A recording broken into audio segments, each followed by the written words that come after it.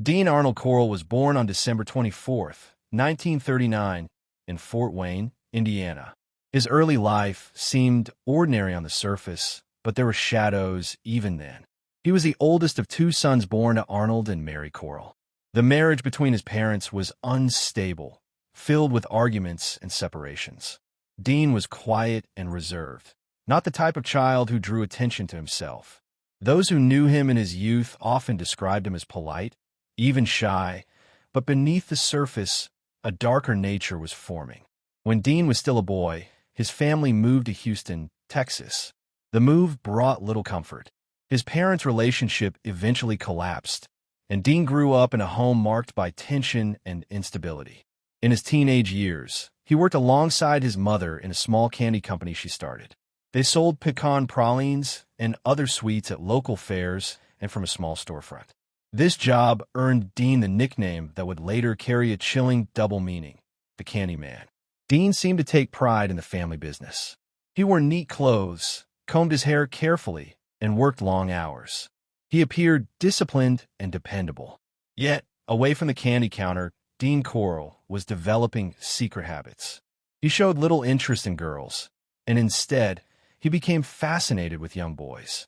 By his late teens and early 20s, his desires grew darker, though at the time they remained hidden. After graduating from high school, Dean was drafted into the U.S. Army. He served as a radio repairman, stationed in Fort Hood, Texas, and later overseas. His time in the military was unremarkable. No major infractions, no heroics. But military life did not suit him. After less than a year, he requested and was granted an honorable discharge so he could return home and help with the family candy business. His mother's shop had grown, and Dean became a key part of it. Back in Houston, Dean settled into a quiet, almost routine life. He managed the candy shop, delivered orders, and chatted with customers. But outside the shop, he began befriending neighborhood boys. He was generous, giving away free candy, letting them hang around the store. At first, no one saw this as strange. Adults thought of him as a kind man, someone who looked after the local kids. But in truth, Dean was grooming them, drawing them closer, testing boundaries. By the late 1960s, his urges were no longer kept in check. Dean began luring boys to his apartment. Some were paid for small tasks, others offered rides. Slowly, his behavior grew bolder. He began abusing them in secret. At the same time, he met two teenage boys who would later become his accomplices, David Brooks and Elmer Wayne Henley. David Brooks was barely in his teens when Dean first approached him. Lonely and seeking attention, Brooks was easily manipulated. Dean offered him money, gifts, even a car. In exchange, Brooks allowed Dean access to his young body. Over time, this turned into something more sinister. Dean groomed Brooks not only to accept the abuse, but to help him lure other boys. By 1970, the true nightmare began. Dean Corll escalated from abuse to murder. His method was consistent. He would lure boys into his home, often promising drugs, alcohol, parties, or simply a place to hang out. Once inside, the boys were tied up, gagged, and subjected to hours of torture. Dean had a plywood torture board with handcuffs at each end, where he restrained his victims. He used whips, surgical instruments, and other devices to inflict pain. Some victims were strangled, others shot. Their bodies were wrapped in plastic and buried in rented boat sheds, in wooded areas, or along beaches near Houston. The killings stretched on for years. Between 1970 and 1973, dozens of boys vanished from Houston's Heights neighborhood. Parents reported their children missing, but police often dismissed the cases, labeling them as runaways. The disappearances blended into the background of a growing city, and Dean's secret remained hidden. Elmer Wayne Henley entered Dean's circle in 1971. He was only 15 years old. At first, he was invited to parties, offered money, and introduced to drinking and drugs. Dean eventually confided in him, explaining his crimes and even offering Henley money for each boy he brought in. Shockingly, Henley agreed. Over time, he became not only an accomplice, but an active participant. He lured his own friends, boys he knew personally, to Dean's home. The betrayal was staggering. As the body count grew, Dean's grip over Brooks and Henley tightened. He controlled them with gifts, threats, and shared guilt.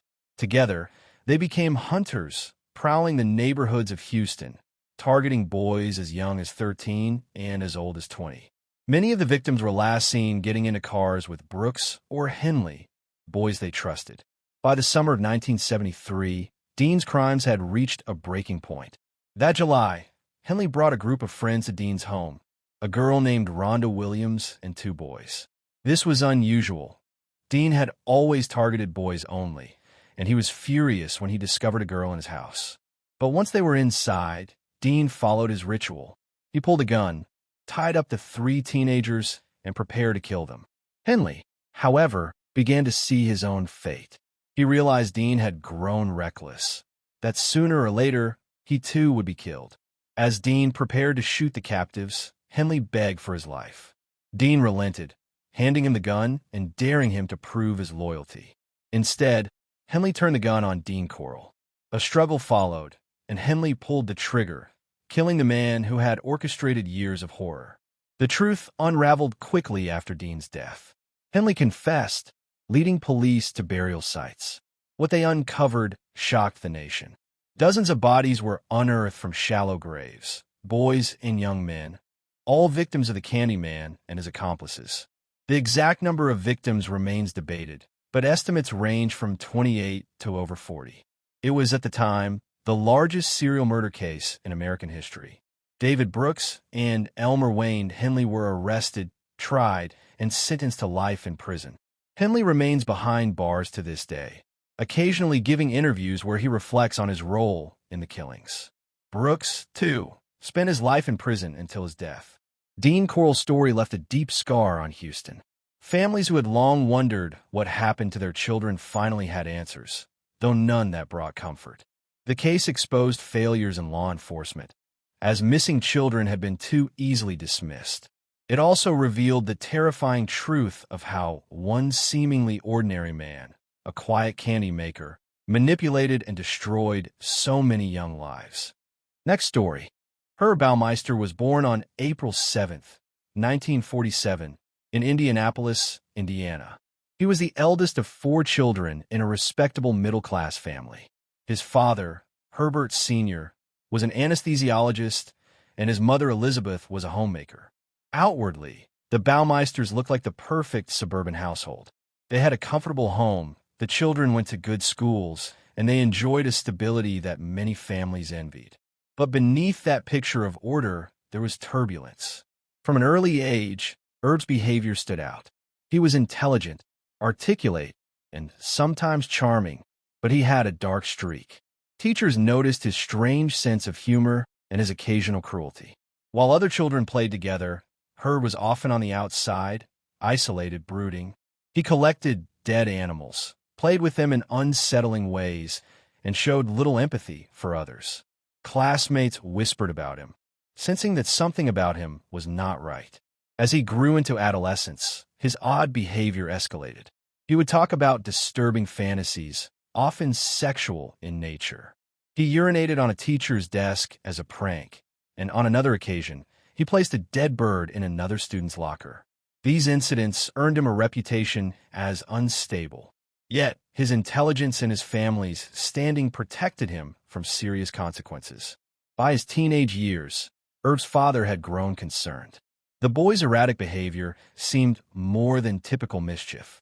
His father arranged for psychiatric evaluations. Doctors at the time diagnosed Herb with schizophrenia and possibly other personality disorders, though treatments were limited. Herb was sent to clinics and briefly institutionalized, but he always returned home. These experiences reinforced his feeling of being different, misunderstood, and alienated from the world. Despite his struggles, Herb graduated from high school and enrolled at Indiana University. He never completed his degree. He drifted through jobs, tried different ventures, and searched for direction. He worked at the Indianapolis Star newspaper and later at the Bureau of Motor Vehicles, where he tried to fit into structured roles. But he never lasted long. His behavior, obsessive, erratic, sometimes hostile, made him difficult to manage. In 1971, Herb married a schoolteacher named Juliana, who was often called Julie. Together, they would eventually have 3 children. To outsiders, the couple appeared stable, even wholesome. They moved into a suburban home, raised their children, and tried to live the American dream. But Herb was never at ease in his role as husband and father. Julie would later admit that their marriage was strained from the beginning. Herb was distant, controlling, and cold. Intimacy was rare, and his interest in her seemed forced, as though he were acting a part. At work, Herb bounced from job to job. He tried to start small businesses, but failed repeatedly. Then, in the 1980s, he and Julie founded a thrift store chain called Save-A-Lot. Unlike his previous efforts, this venture was successful. They sold used clothing and household goods, and Herb proved himself a savvy businessman. The stores became profitable, and for the first time, the Baumeister family enjoyed wealth. They purchased a sprawling 18-acre estate outside Indianapolis, a mansion called Fox Hollow Farm. The property boasted a large house, an indoor swimming pool, and extensive grounds. To neighbors, they looked like a model of success.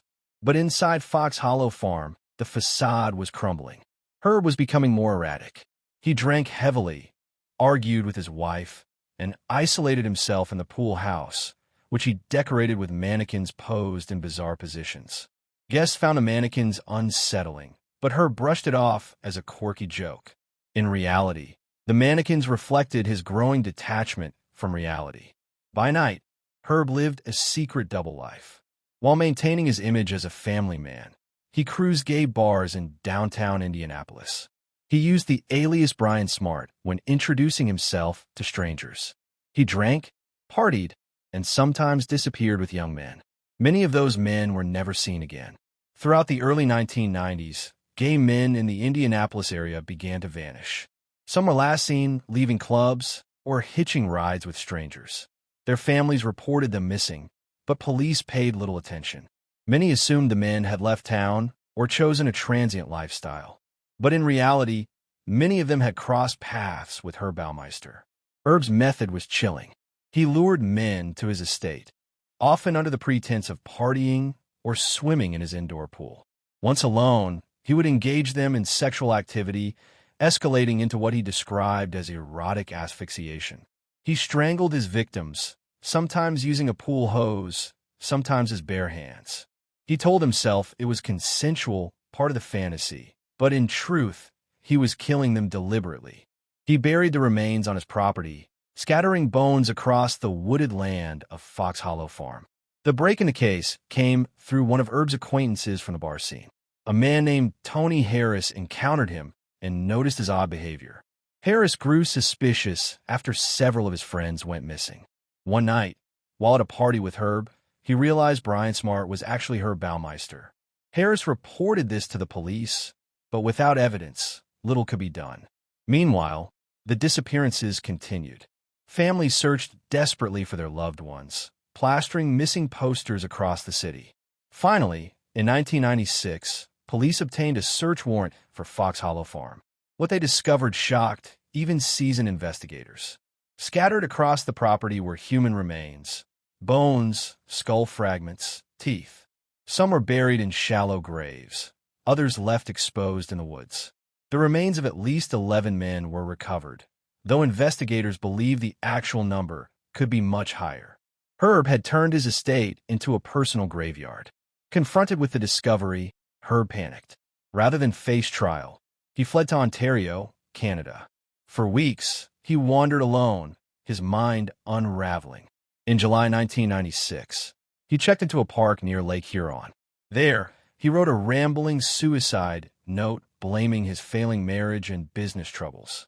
Then, he shot himself in the head, ending his life before he could ever face justice. In the aftermath, investigators pieced together the full scope of his crimes. They connected him to the disappearances of men along Interstate 70, a stretch of highway running through Indiana and Ohio. These murders, known as the I-70 Strangler killings, shared striking similarities with the Fox Hollow Farm cases. While never conclusively proven, many investigators believe Herb was responsible. If so, his victim count could be as high as 20 or more. Forensic teams spent years sifting through soil at Fox Hollow Farm, uncovering bone fragments too small to identify. Families of missing men were left with painful questions, uncertain if their loved ones were among the remains. The estate itself became infamous, rumored to be haunted by the spirits of those who died there. Today, the story of Herb Baumeister lingers as one of the darkest chapters in Indiana's history. He was the man who seemed to have it all: wealth, family, success, yet lived a secret life of predation and death. His double existence reminds us how carefully evil can disguise itself behind the mask of normalcy. Next story. Robert William Pickton was born on October 24, 1949, in Port Coquitlam, a rural suburb of Vancouver, British Columbia. He grew up on a pig farm with his brother David and his sister Linda. The family's life revolved around the farm. Their parents, Leonard and Louise, were strict, demanding, and deeply practical. Louise in particular was known for being cold and emotionally distant. She expected her children to work long hours in the mud and filth of the pig pens, and she did not tolerate weakness. Robert, often called Willie, struggled in school. He was quiet, awkward, and fell behind in his studies. By the time he reached his teenage years, he had difficulty reading and writing, and he eventually dropped out altogether. The farm became his world. He spent his days caring for pigs, repairing fences, and slaughtering animals. The work was harsh, but for Robert it became routine. He never truly developed the social skills that most children learn through friends in school. As he grew older, Robert and his brother David inherited the farm after their parents passed away. The property was large, and over time, they let parts of it fall into disrepair. Old vehicles, rusting machinery, and piles of debris collected around the land. To outsiders, the place looked eerie, almost like a dumping ground, but it remained functional as a pig farm. The brothers even began renting sections of the land for other purposes.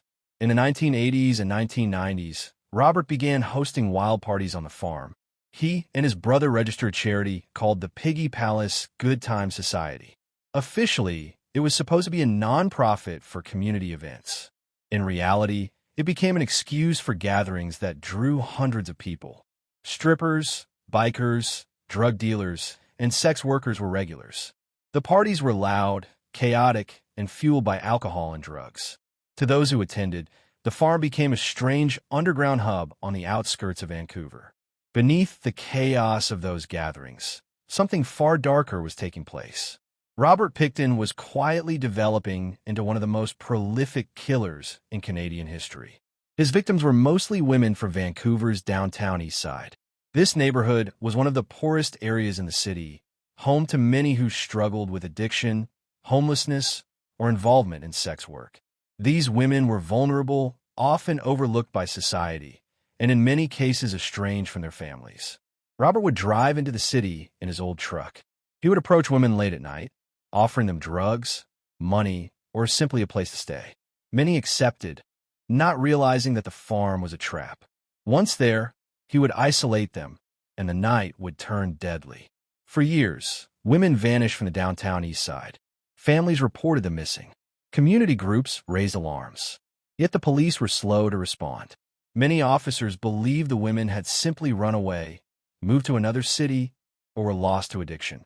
The truth was far more horrifying. Robert Pickton was killing them one by one.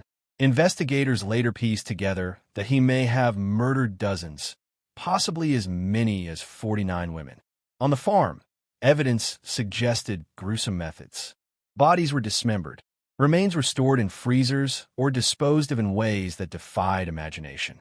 Some reports suggested that remains may have been ground up and mixed with pork, raising terrifying questions that haunted the community long after his arrest. Despite growing concerns from activists and family members, the police took years to connect the disappearances. By the late 1990s, however, the number of missing women had become impossible to ignore. Pressure mounted. In February 2002, police executed a search warrant at the farm, initially looking for illegal weapons. What they discovered set off one of the largest forensic investigations in Canadian history. The farm was sealed off and became a massive crime scene. Excavators dug through soil, searching for human remains. Forensic teams worked for years, combing through thousands of pieces of evidence. The findings were overwhelming. DNA from dozens of women was identified on the property. Belongings of victims were scattered in trailers, barns, and piles of garbage. Freezers contained remains. The scale of what Pickton had done stunned investigators and the public alike. Robert Pickton was arrested and charged with multiple counts of murder. In court, the evidence presented was graphic and disturbing. Prosecutors argued that he had boasted of wanting to kill 50 women, but was caught before reaching that number. His trial began in 2006 and lasted for months, gripping Canada with each revelation. In 2007, he was convicted of 6 counts of second-degree murder. Though he was not convicted for all the alleged victims, he was sentenced to life in prison with no possibility of parole for 25 years, the harshest sentence under Canadian law at the time. The case sparked outrage. Families of the missing women accused the police of negligence, pointing out that warnings had been ignored for years. Community activists demanded accountability, arguing that the lives of marginalized women had been dismissed until the crimes became too large to hide. A national inquiry was eventually launched to examine the failures of the police and justice system in handling the disappearances. To this day, Robert Pickton's case stands as one of the darkest chapters in Canadian crime history. His pig farm, once a place of parties and secrecy, became a symbol of horror. The families of the victims continue to seek justice and remembrance for the women whose lives were lost. For the city of Vancouver, the tragedy left a lasting scar, a reminder of how vulnerable lives can be overlooked until it is too late. Robert Pickton remains in prison, serving his life sentence. He is known across the world as the pig farmer killer, the man who turned his farm into a nightmare, and whose crimes shocked not only Canada, but the entire international community. Next story. Richard Trenton Chase was born on May 23, 1950, in Sacramento, California. From the beginning, his childhood was shaped by instability and conflict. His father was strict, often harsh, and his parents' marriage was filled with arguments. As a boy, Richard was shy and withdrawn. He rarely fit in with other children, and he carried a nervous energy that set him apart. As he grew, troubling signs began to appear. He was cruel to animals, setting fires and harming small creatures, early indicators of deeper psychological struggles. By his teenage years, he had developed severe hypochondria. He believed that something was always wrong with his body. At times he thought that his heart had stopped beating or that someone had stolen his pulmonary artery. He told people that his blood was turning into powder, and he became convinced that he needed to drink the blood of animals to survive. Richard's mental health worsened in his late teens. He began experimenting with drugs, particularly LSD and marijuana, which only deepened his paranoia. He became convinced that he had no blood in his body unless he replenished it from outside sources. His behavior grew more erratic, and his appearance reflected his decline. Thin, pale, and often disheveled, he drifted further away from reality. By the early 1970s, his family could no longer manage his behavior. He was institutionalized in a psychiatric hospital, where doctors diagnosed him with paranoid schizophrenia. Staff discovered that Richard had been killing small animals and drinking their blood. Because of this, the other patients nicknamed him Dracula. He was treated with medication and therapy, and after a time, he was released into the care of his mother. Unfortunately, the release proved disastrous. His mother, distrustful of psychiatric treatment, weaned him off his medication. Without the stabilizing effects of the drugs, Richard's delusions returned stronger than ever. He rented an apartment in Sacramento, where neighbors soon began to notice his disturbing behavior. He would walk around naked in his home, chase stray animals, and smear blood across his walls and furniture. The smell from his apartment was overwhelming, a mixture of decay and rot. Richard's obsession with blood and survival consumed him. He believed that Nazi UFOs were tracking him and that his blood was evaporating. He thought the only way to stay alive was to drink the blood of living creatures. He killed dogs, cats, and rabbits, sometimes blending their organs into smoothies which he would drink. These actions pushed him deeper into madness, and his compulsion for blood eventually escalated beyond animals. In December 1977, Richard committed his first murder. He shot and killed Ambrose Griffin, a 51-year-old man, in a random drive-by shooting near his home.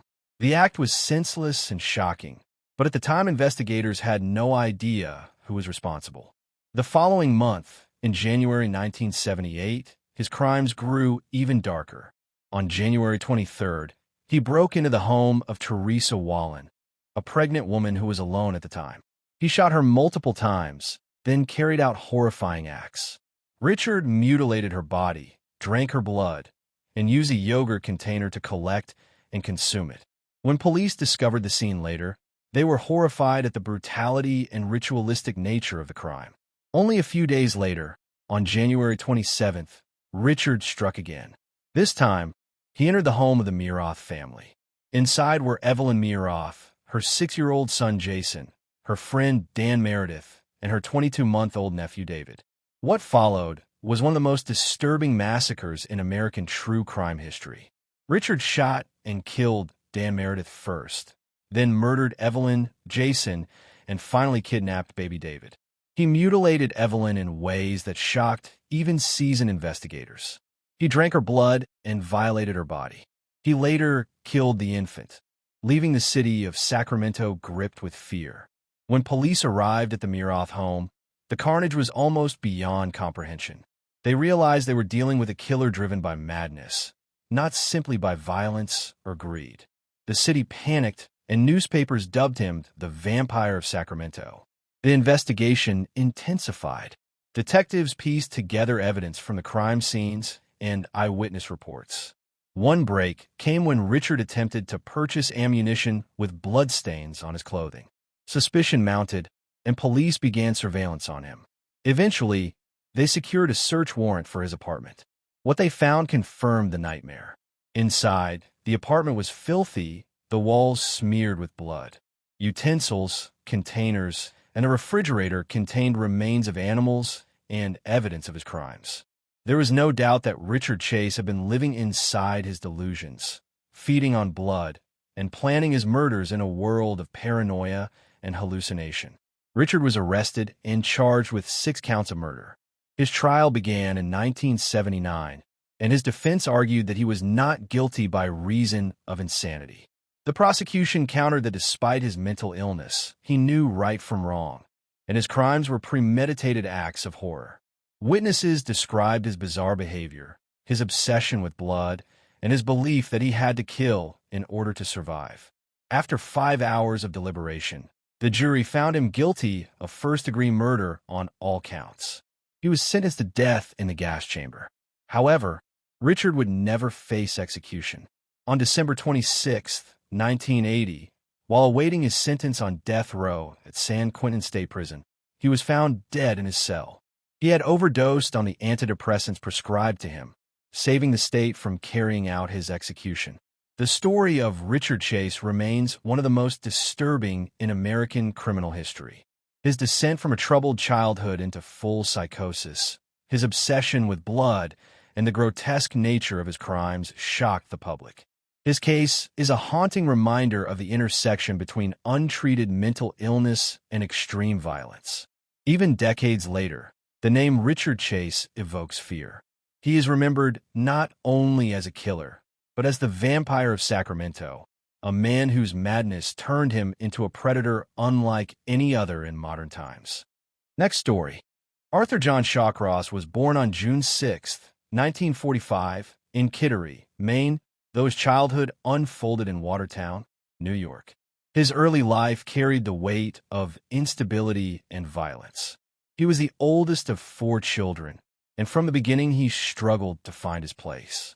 His parents were strict and sometimes cruel, and Arthur often felt like an outcast within his own family. There were troubling signs very early. He wet the bed well past the usual age, a source of humiliation at home. He started fires, setting small blazes in fields and trash bins, delighting in the destruction. He was cruel to animals, a behavior that disturbed neighbors and foreshadowed much darker violence to come. At school, Arthur was seen as slow and disruptive. Teachers said he was restless, unable to focus, and prone to violent outbursts. His classmates bullied him, and Arthur responded with fists, often lashing out with sudden bursts of rage. In adolescence, his social and sexual development took a darker path. He told doctors later that he experimented sexually with animals and engaged in disturbing acts with peers. While these stories were never fully verified, they painted a portrait of a deeply troubled boy who never learned empathy or stability. By the time he left school in ninth grade, Arthur was already on a trajectory toward violence. When he was drafted into the United States Army in 1967, his life changed again. He was sent to Vietnam, where he served as a supply clerk. He was not on the front lines, but he was exposed to the violence of war. Over the years, Arthur claimed he had committed atrocities in Vietnam, including mutilation and even cannibalism of enemy soldiers. Investigators later doubted the truth of these stories, but what mattered was that Arthur seemed to believe them.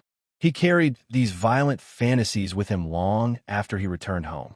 Back in New York, Shawcross tried to build a normal life. He married, divorced, and remarried again. He struggled to keep jobs. He was often described as odd, unpredictable, and intimidating. His temper flared quickly. He would move from town to town, always leaving behind a trail of broken relationships. In 1972, his violent fantasies became reality. In May of that year, 10-year-old Jack Blake disappeared while playing in the woods near Watertown. For months, the community searched. Posters went up, neighbors scoured the woods, and parents warned their children not to stray too far from home. Then in September, another child vanished. 8-year-old Karen Hill went missing after running an errand for her mother. When her body was found, the community was horrified. She had been assaulted and strangled. Police began investigating, and suspicion soon turned toward Arthur Shawcross. He was known for odd behavior, and he had been seen in the area where Jack and Karen were last spotted. Under questioning, Arthur confessed to both murders. He admitted to killing Jack Blake, hiding the body for months, and later murdering Karen Hill. The town of Watertown demanded justice. Parents were furious, children were terrified, and the community wanted Shawcross locked away forever. Yet in a decision that would later prove catastrophic, prosecutors allowed him to plead guilty to manslaughter instead of murder. He was sentenced to 25 years in prison, but served only about 15. Psychiatrists warned that he remained dangerous, but parole boards released him in 1987. Arthur moved to Rochester, New York, with his girlfriend. At first, he seemed to live quietly, working odd jobs, and settling into a new life. But soon the old compulsions returned. In March 1988, bodies of sex workers began appearing near the Genesee River and in wooded areas surrounding the city. The victims were often women who struggled with addiction or poverty, women who were vulnerable and overlooked. The first victim was 27-year-old Dorothy Blackburn, found strangled near the river. Weeks later, the body of 30-year-old Anna Stephan was discovered. In July, another woman, Patricia Ives, was found. The killings continued, each body dumped near water or in hidden areas, each victim attacked with brutality. The pattern terrified Rochester. Women on the streets whispered about a predator targeting them. Yet many continued to work out of necessity, hoping they would not be next. Police formed a task force and struggled to keep up as the body count rose. By the end of 1989, 11 women had been killed. Detectives began to realize the killer had a routine. He picked up women in his car, drove them to secluded areas, strangled them, and dumped their bodies. Surveillance teams monitored known sex work areas, watching cars come and go. They collected witness statements, pieced together timelines, and compared tire tracks. The breakthrough came in January 1990. A police helicopter patrolling the Genesee River noticed a car parked in a remote spot during a bitterly cold day. The car belonged to Arthur Shawcross. As officers moved in, they discovered the body of June Cicero nearby, partially frozen in the snow. Shawcross was arrested at the scene. In custody, Arthur confessed. He described luring women, strangling them, and disposing of their bodies. His tone was chillingly casual, as though he were describing everyday errands. He showed little remorse, and his stories often shifted, mixing truth with fantasy. At his trial in 1991, the defense attempted to argue insanity. Psychiatrists described his troubled childhood, his possible brain damage, and his violent fantasies for Vietnam. The prosecution countered that he knew exactly what he was doing, pointing to the calculated way he lured victims and concealed their bodies. The jury agreed with the prosecution. Shawcross was convicted of 10 counts of murder and sentenced to life in prison without parole. He was sent to Sullivan Correctional Facility in Fallsburg, New York, where he lived out the rest of his life. While in prison, he gave interviews to journalists and psychologists, sometimes boasting about his crimes, sometimes minimizing them. He seemed to enjoy the attention, painting himself as both victim and predator. Arthur Shawcross died in November 2008 at the age of 63 from a heart attack. His death ended one of the darkest chapters in New York's criminal history. For many, though, his story remains a symbol of failure. He had killed children in Watertown, been released despite warnings, and gone on to kill again. 11 women lost their lives because a system decided he was safe to release. The memory of the Genesee River killer still lingers in Rochester. The riverbanks and woods where bodies were found remain haunted by the past, reminders of how easily vulnerable lives can be taken when predators are ignored. Shawcross left behind not only victims, but also a bitter lesson in the dangers of underestimating violence. Next story. Gary Leon Ridgway was born on February 18, 1949, in Salt Lake City, Utah. He was the second of 3 sons in a working-class family. His father, Thomas Ridgway, worked as a bus driver, while his mother, Mary, was a retail sales clerk. The family lived a modest life, struggling financially at times, but always trying to maintain appearances of normalcy. From the outside, their household seemed unremarkable, yet within its walls lay tensions and patterns of dysfunction that would later be seen as critical to the making of a killer. As a child, Gary was shy and slow to develop academically. He struggled with reading comprehension and was held back in school more than once. Teachers noticed that he seemed detached, often staring off or failing to grasp lessons. His classmates sometimes mocked him for his lack of intelligence, and he grew up with a deep sense of inferiority. This sense of being less than others would stay with him for life, shaping the way he related to people. At home, the Ridgway family environment was strained. Gary's father often complained about sex workers, speaking of them with contempt. He frequently shared disturbing stories about encounters he had witnessed while driving his bus route near Seattle, where prostitution was common. At the same time, Gary's relationship with his mother was complicated. She was described as domineering, strict, and sometimes humiliating toward him. Gary later spoke of feeling confused by his mother's behavior, especially when she scolded him harshly, even as she also cared for him physically in ways that left him with troubling, conflicted emotions. As Gary entered adolescence, he began to show troubling signs of suppressed rage. At the age of 16, in what would later be remembered as a shocking foreshadowing of his adult crimes, he lured a 6-year-old boy into the woods and stabbed him. The child survived, but the act revealed a dangerous side of Gary that no one around him truly recognized or understood at the time. It was brushed off as an isolated incident, and Gary moved forward with his life as though nothing had happened. After finishing high school, Gary joined the Navy. He was deployed to Vietnam, where he was exposed to the chaos of war and the widespread use of sex workers among soldiers. He contracted gonorrhea during his service, which filled him with a mixture of guilt and anger, emotions that later became tied to his view of women. When his military service ended, he returned to the United States and settled near Seattle. Gary Ridgway married young, taking a woman named Claudia Craig as his first wife in 1970. But their marriage was troubled from the beginning. He was jealous, controlling, and consumed by suspicions of infidelity. His fixation on sexual activity was overwhelming, and his expectations in the marriage were exhausting to his partner. They divorced within a year. He would marry more than once again, and in each relationship he displayed a disturbing pattern of obsession, control, and infidelity. On the surface, Ridgway lived a seemingly ordinary working-class life. He was employed as a painter at the Kenworth Truck Factory, where he remained for decades. His co-workers described him as quiet, sometimes odd, but generally reliable. He attended church regularly and sometimes read the Bible aloud at home.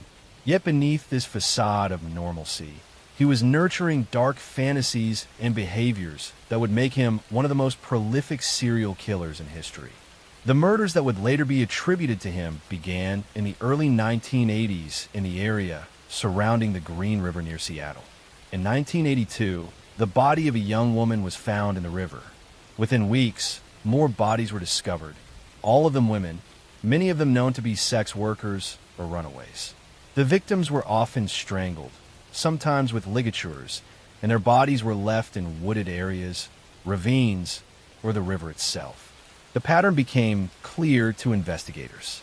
They were dealing with a serial killer who targeted vulnerable women, lured them to his vehicle, murdered them, and then disposed of their bodies in clusters across the landscape. The press soon dubbed him the Green River Killer, a name that would haunt the Pacific Northwest for decades. The investigation quickly became one of the largest in American history. Task forces were formed, dozens of detectives and FBI profilers were assigned, and yet the killer remained elusive. Ridgway himself was interviewed as early as 1983. He admitted to knowing some of the victims and to picking up sex workers, but he was calm, cooperative, and passed a polygraph test. Without concrete evidence, the investigators let him go. Meanwhile, the bodies continued to accumulate. Throughout the 1980s, women kept vanishing from the Seattle area, many of them last seen near Pacific Highway South, a stretch of road notorious for prostitution. Their remains were later found in clusters in wooded dumping sites that Ridgway returned to more than once. He often revisited the corpses to perform acts of necrophilia, an element of his crimes that remained hidden until his eventual confessions. For years, the task force chased leads, investigated suspects, and tried new forensic methods. Among those who assisted was Robert Keppel, a detective who had previously investigated Ted Bundy. Bundy himself, sitting on death row in Florida at the time, even offered to help profile the Green River Killer. Bundy suggested that the killer likely revisited the bodies and that he chose vulnerable women because he knew their disappearances would draw less attention. At the time, investigators considered Bundy's insights, but still lacked the evidence to make an arrest. Ridgway's double life continued into the 1990s. He remarried, held his job steadily, and maintained a bland suburban existence.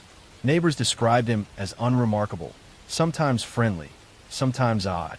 Few suspected that the quiet man who mowed his lawn and attended barbecues was hiding the darkest of secrets. The break in the case came with the advancement of DNA technology.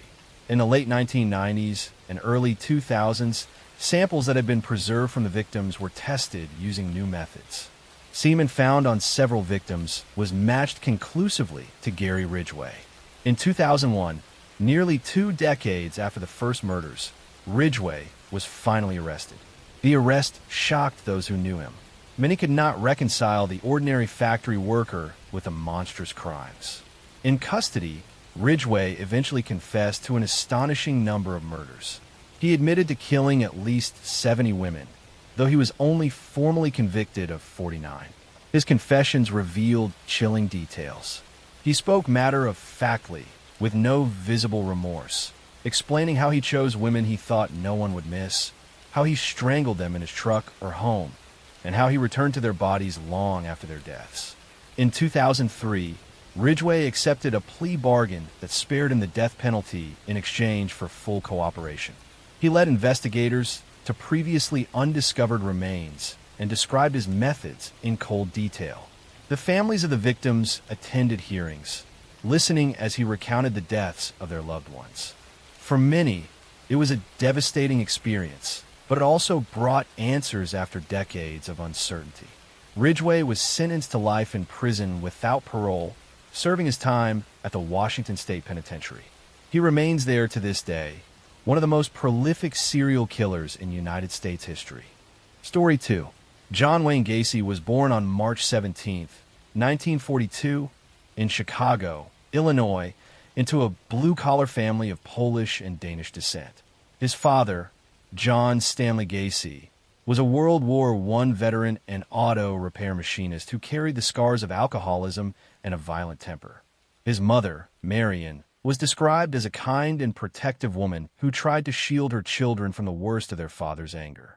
John Wayne, known in the family simply as Johnny, was the second of 3 children, with 2 sisters who were close to him throughout his life. From an early age, Gacy's relationship with his father was one of fear and disappointment. The elder Gacy often belittled his son, calling him weak and stupid, mocking him for not being athletic, and sometimes beating him for minor infractions.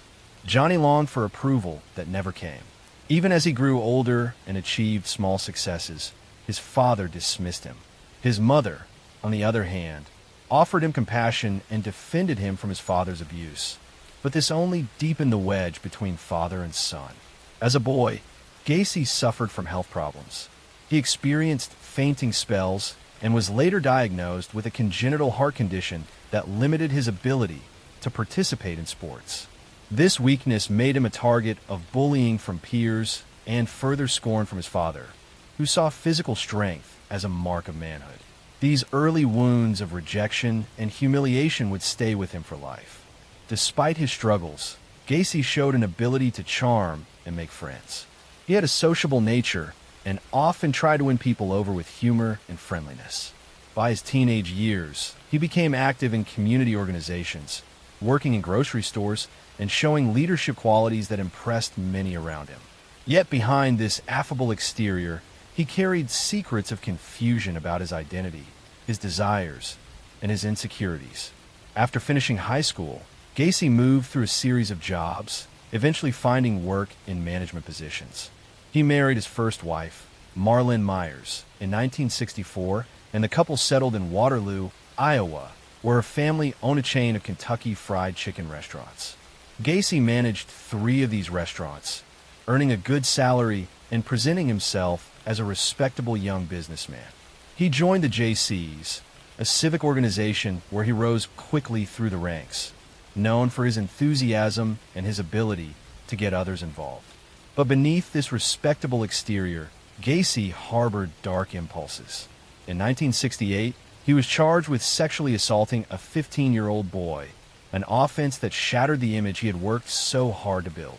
He was sentenced to 10 years in prison, and his wife divorced him, taking their 2 children and severing all ties. After serving just 18 months, Gacy was released in 1970 for good behavior. He returned to Chicago, determined to rebuild his life, but the seeds of his future crimes had already been planted. Back in Chicago, Gacy reinvented himself. He started a successful construction business, PDM Contractors, which specialized in painting, decorating, and maintenance. He remarried, this time to a woman named Carol Hoff, a divorced mother with 2 daughters. They moved into a house on Somerdale Avenue in Norwood Park, a quiet suburban neighborhood. To his neighbors, Gacy appeared to be a model citizen. He hosted parties, often cooking elaborate meals, and became involved in local Democratic Party politics.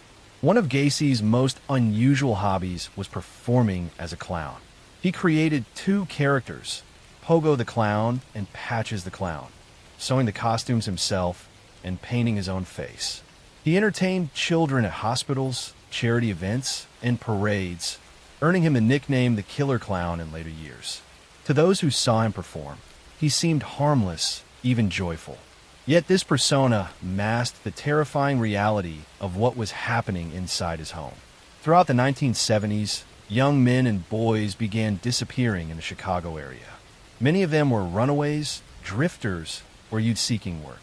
Gacy often lured them with promises of construction jobs or money.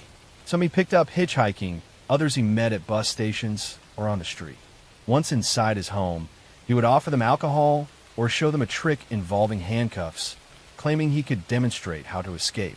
When they were restrained, he revealed his true intentions.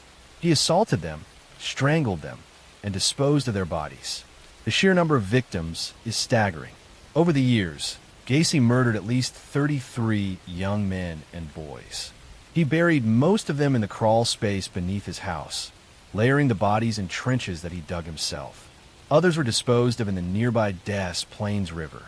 His ability to maintain his public image while committing these crimes is one of the most disturbing aspects of his story. Suspicion grew slowly. Some families of the missing reported seeing their sons last with Gacy, and rumors circulated. In 1978, the disappearance of 15-year-old Robert Piest became the turning point. Piest was last seen at a pharmacy where Gacy had offered him a job. When he failed to return home, his parents alerted the police, who quickly connected his disappearance to Gacy. A surveillance operation was launched. Detectives followed Gacy, noting his erratic behavior and eventually obtaining a search warrant for his home. What they discovered shocked them. The smell of decomposition in the house was overwhelming. In the crawl space, they began to find bodies, one after another, buried in the earth. The scale of the crime was almost beyond comprehension. Gacy was arrested in December 1978. During questioning, he confessed in chilling detail to the murders. He spoke casually of how he killed the boys, describing them as if they were objects rather than human beings. The trial began in 1980 and lasted for weeks. The prosecution presented overwhelming evidence, while the defense tried to argue insanity. But the jury was unmoved. Gacy was found guilty of 33 murders, the largest number attributed to one person in United States history at that time. He was sentenced to death. For years, he lived on death row at Menard Correctional Center, appealing his sentence and maintaining at times that he was innocent, at other times admitting to the crimes. He became a notorious figure, even creating paintings that were sold for high prices by collectors morbidly fascinated with him. On May 10th, 1994, John Wayne Gacy was executed by lethal injection.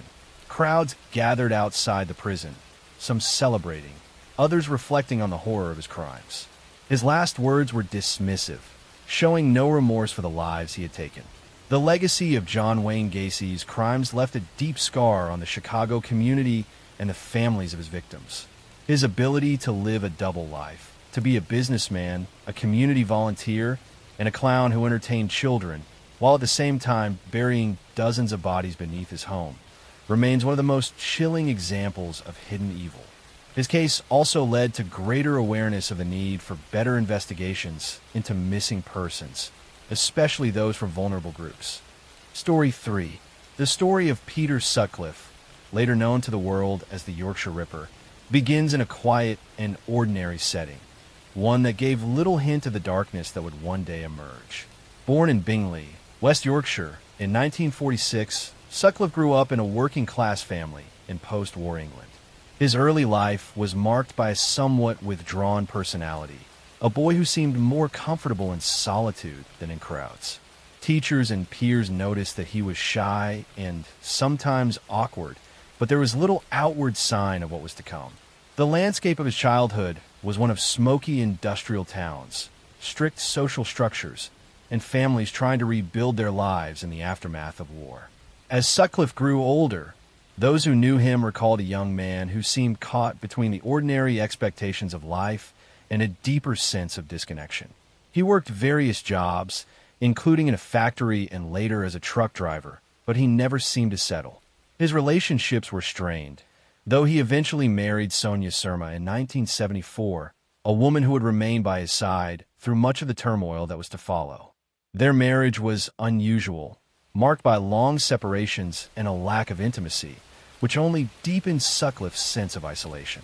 The crimes that would bring his name into infamy began in the mid-1970s. Between 1975 and 1980, women in the north of England began to be attacked with shocking brutality.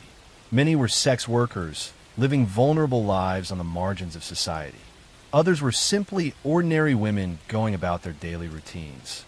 The killings were marked by a distinctive pattern, with the use of a hammer and a sharpened instrument that inflicted terrible injuries. The attacks were sudden, frenzied, and deeply violent, leaving behind scenes of horror that confounded the police and terrified the public. The press quickly seized upon the fear, labeling the unknown killer the Yorkshire Ripper, an echo of the Victorian-era Jack the Ripper murders in London. The name stuck, and with it came a wave of public panic. Women across the north of England lived under a shadow of dread, avoiding nighttime travel, staying in groups, and fearing the possibility that the next victim could be anyone. The climate of fear grew so severe that it reshaped social life, particularly for women, and placed immense pressure on law enforcement to find the culprit. The investigation, however, was plagued by mistakes.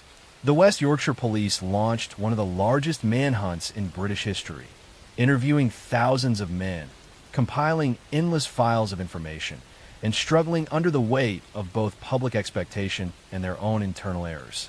A major setback came in the form of the so-called Wearside Jack hoax. A man with a strong Sunderland accent sent letters and tapes to the police claiming to be the killer.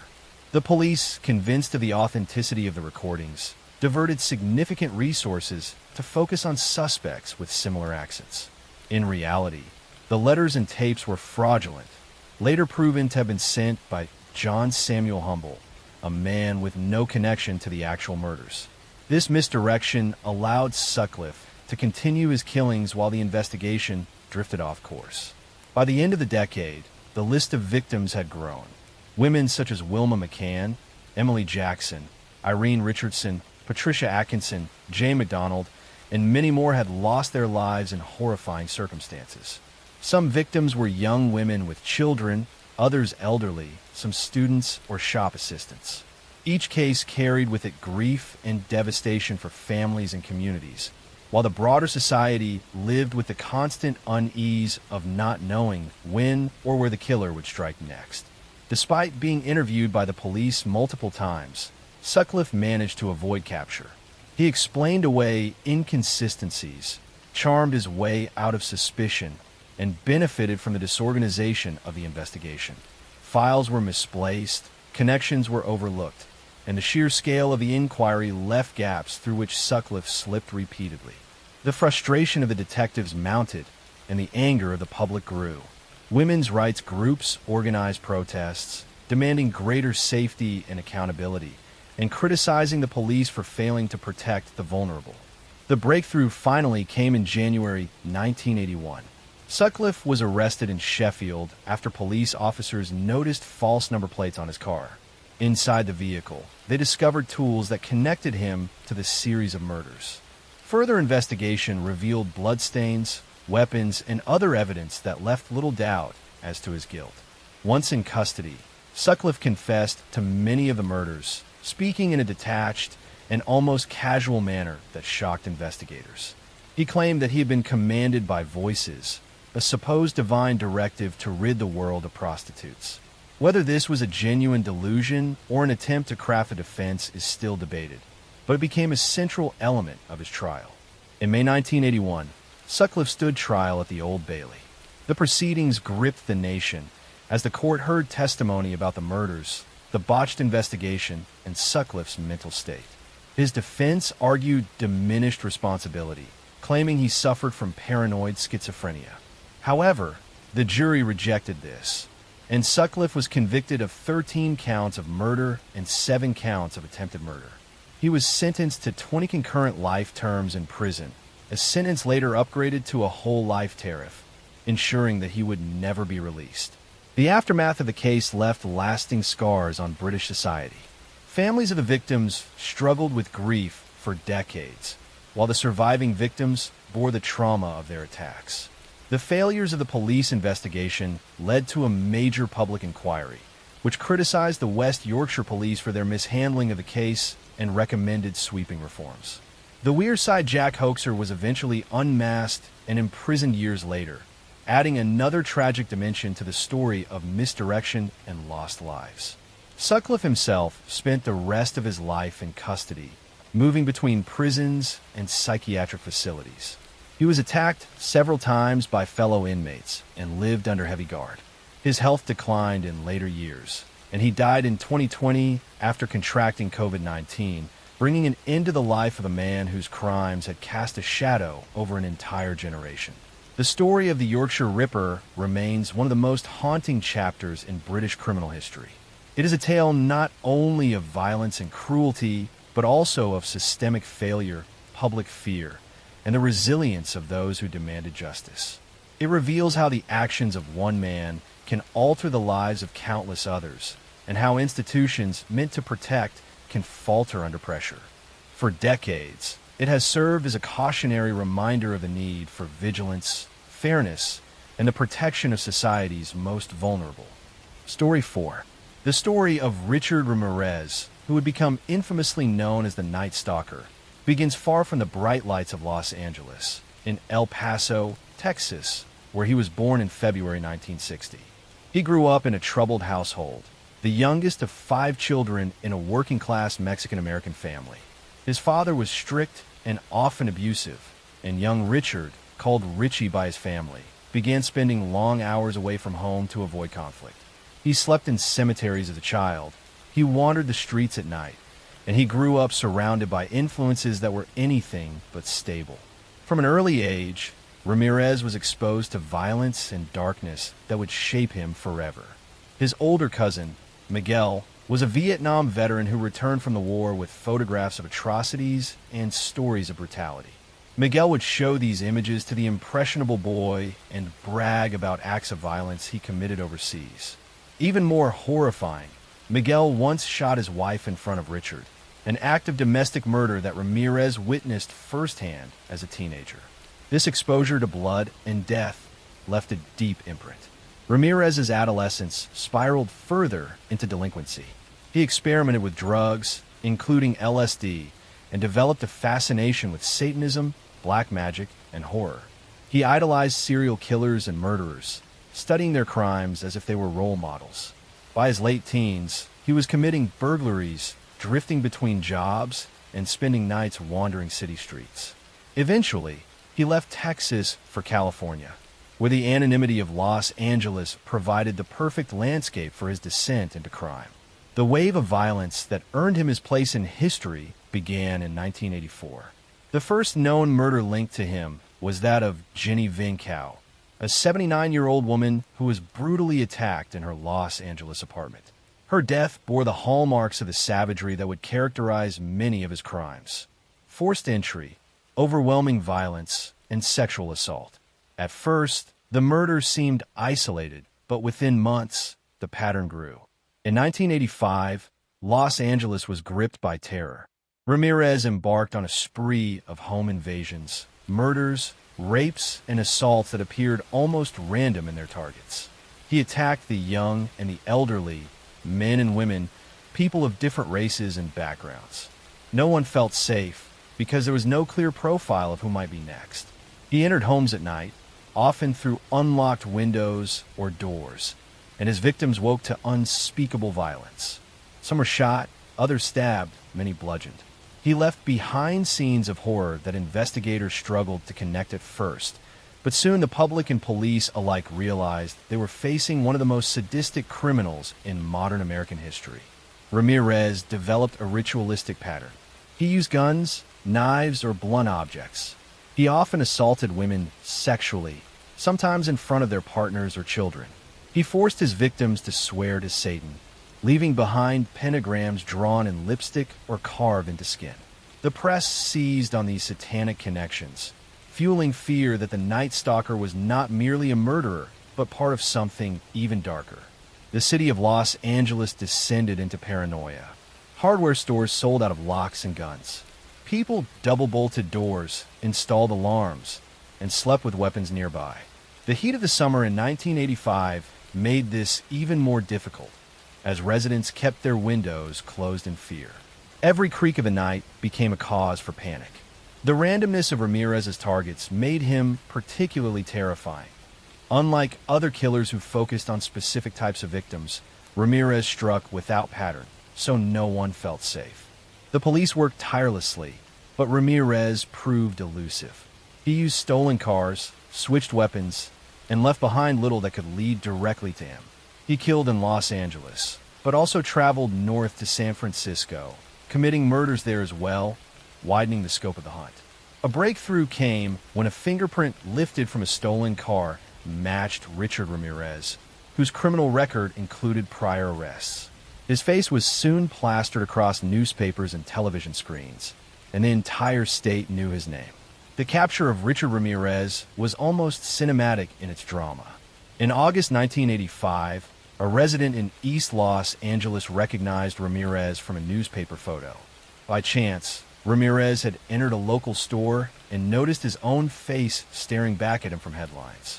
He attempted to flee, but was chased by a group of local residents. They cornered him, beat him, and held him down until police arrived.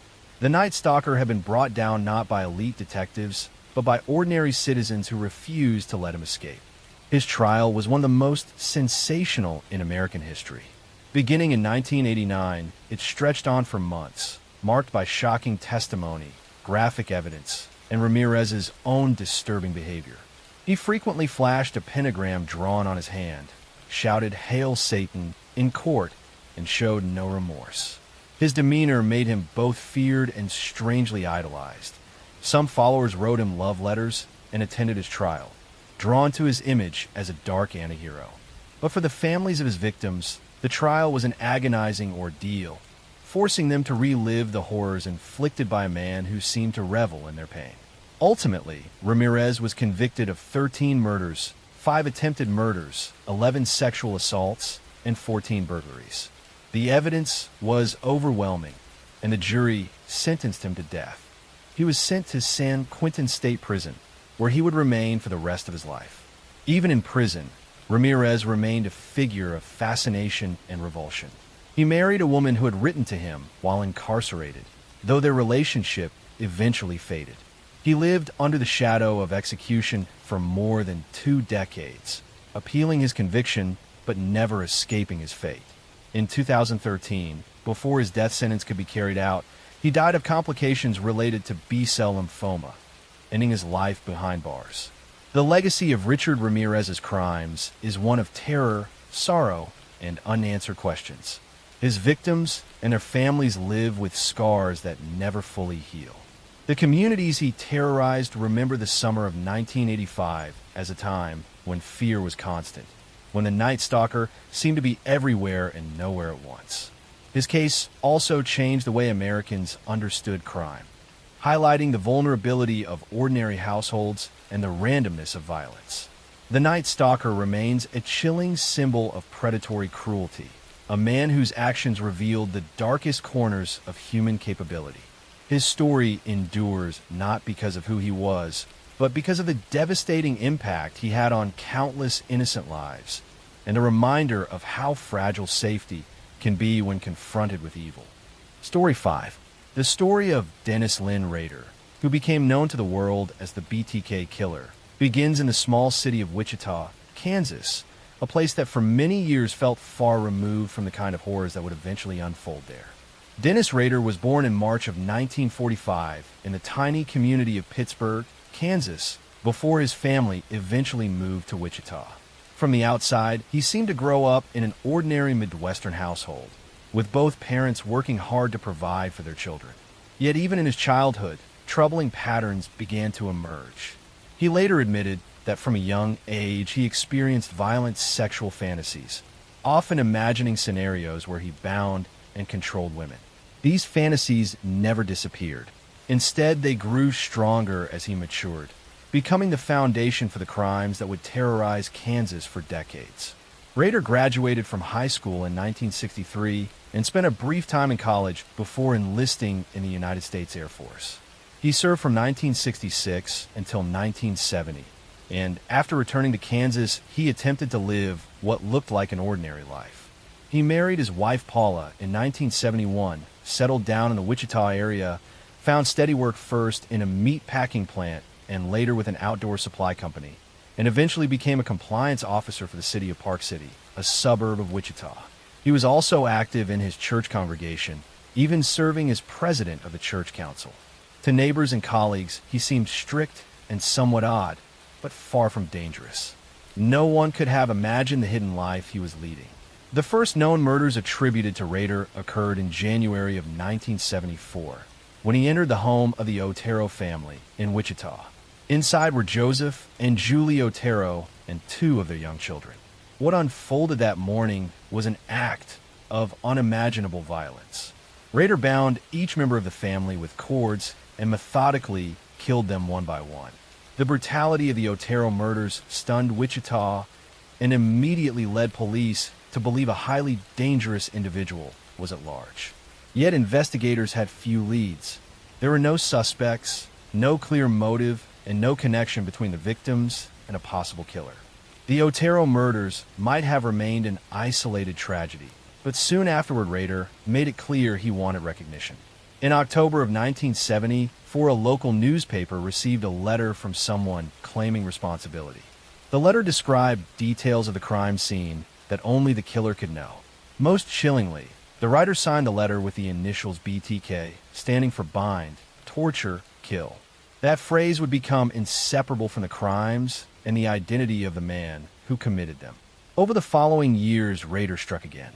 In April 1974, he killed Catherine Bright, a young woman he attacked in her home after following her. 2 years later, in March 1977, he murdered Shirley Vian, a mother whose children he locked in a bathroom while he carried out the crime. In December of that same year, he killed Nancy Fox, an attack he later called one of his most significant. Rader continued to taunt police and media through letters and poems, always signing them BTK. His communications revealed a desire for notoriety and control. He wanted to ensure his crimes would not be forgotten and that his name would instill fear. Despite the communications, investigators struggled to identify the killer. The crimes appeared carefully planned, and the letters revealed a disturbing intelligence. Task forces were formed, tips poured in, but the identity of BTK remained elusive. By the early 1980s, Rader seemed to go quiet. In reality, he had not stopped having violent fantasies, but he began spacing out his attacks, making them harder to connect. In April 1985, he murdered Maureen Hedge, a neighbor who lived just down the street from him. He later confessed to hiding her body in the church where he served as council president, posing her in different positions before disposing of her remains. In September 1986, he killed Vicki Wegerle, leaving behind her husband as the one to find her bound and strangled. At the time, police did not realize this crime was connected to BTK, and it was only later confirmed through DNA evidence. His final known murder occurred in January 1991, when he killed Dolores Davis, again abducting her from her home and leaving her body in a rural area outside Wichita. After that, Rader appeared to go dormant. For more than a decade, there were no known BTK murders, and many in Wichita began to believe the killer had either died or moved away. During this time, Rader continued living his outwardly normal life. He raised 2 children, maintained his job as a compliance officer where he enforced petty city codes with almost obsessive rigor, and remained active in his church. Those who knew him described him as strict, rule-bound, and somewhat controlling, but nothing that pointed to a secret double life as a serial killer. Then in 2004, more than 30 years after the first Otero murders, Wichita received a shock. BTK resurfaced.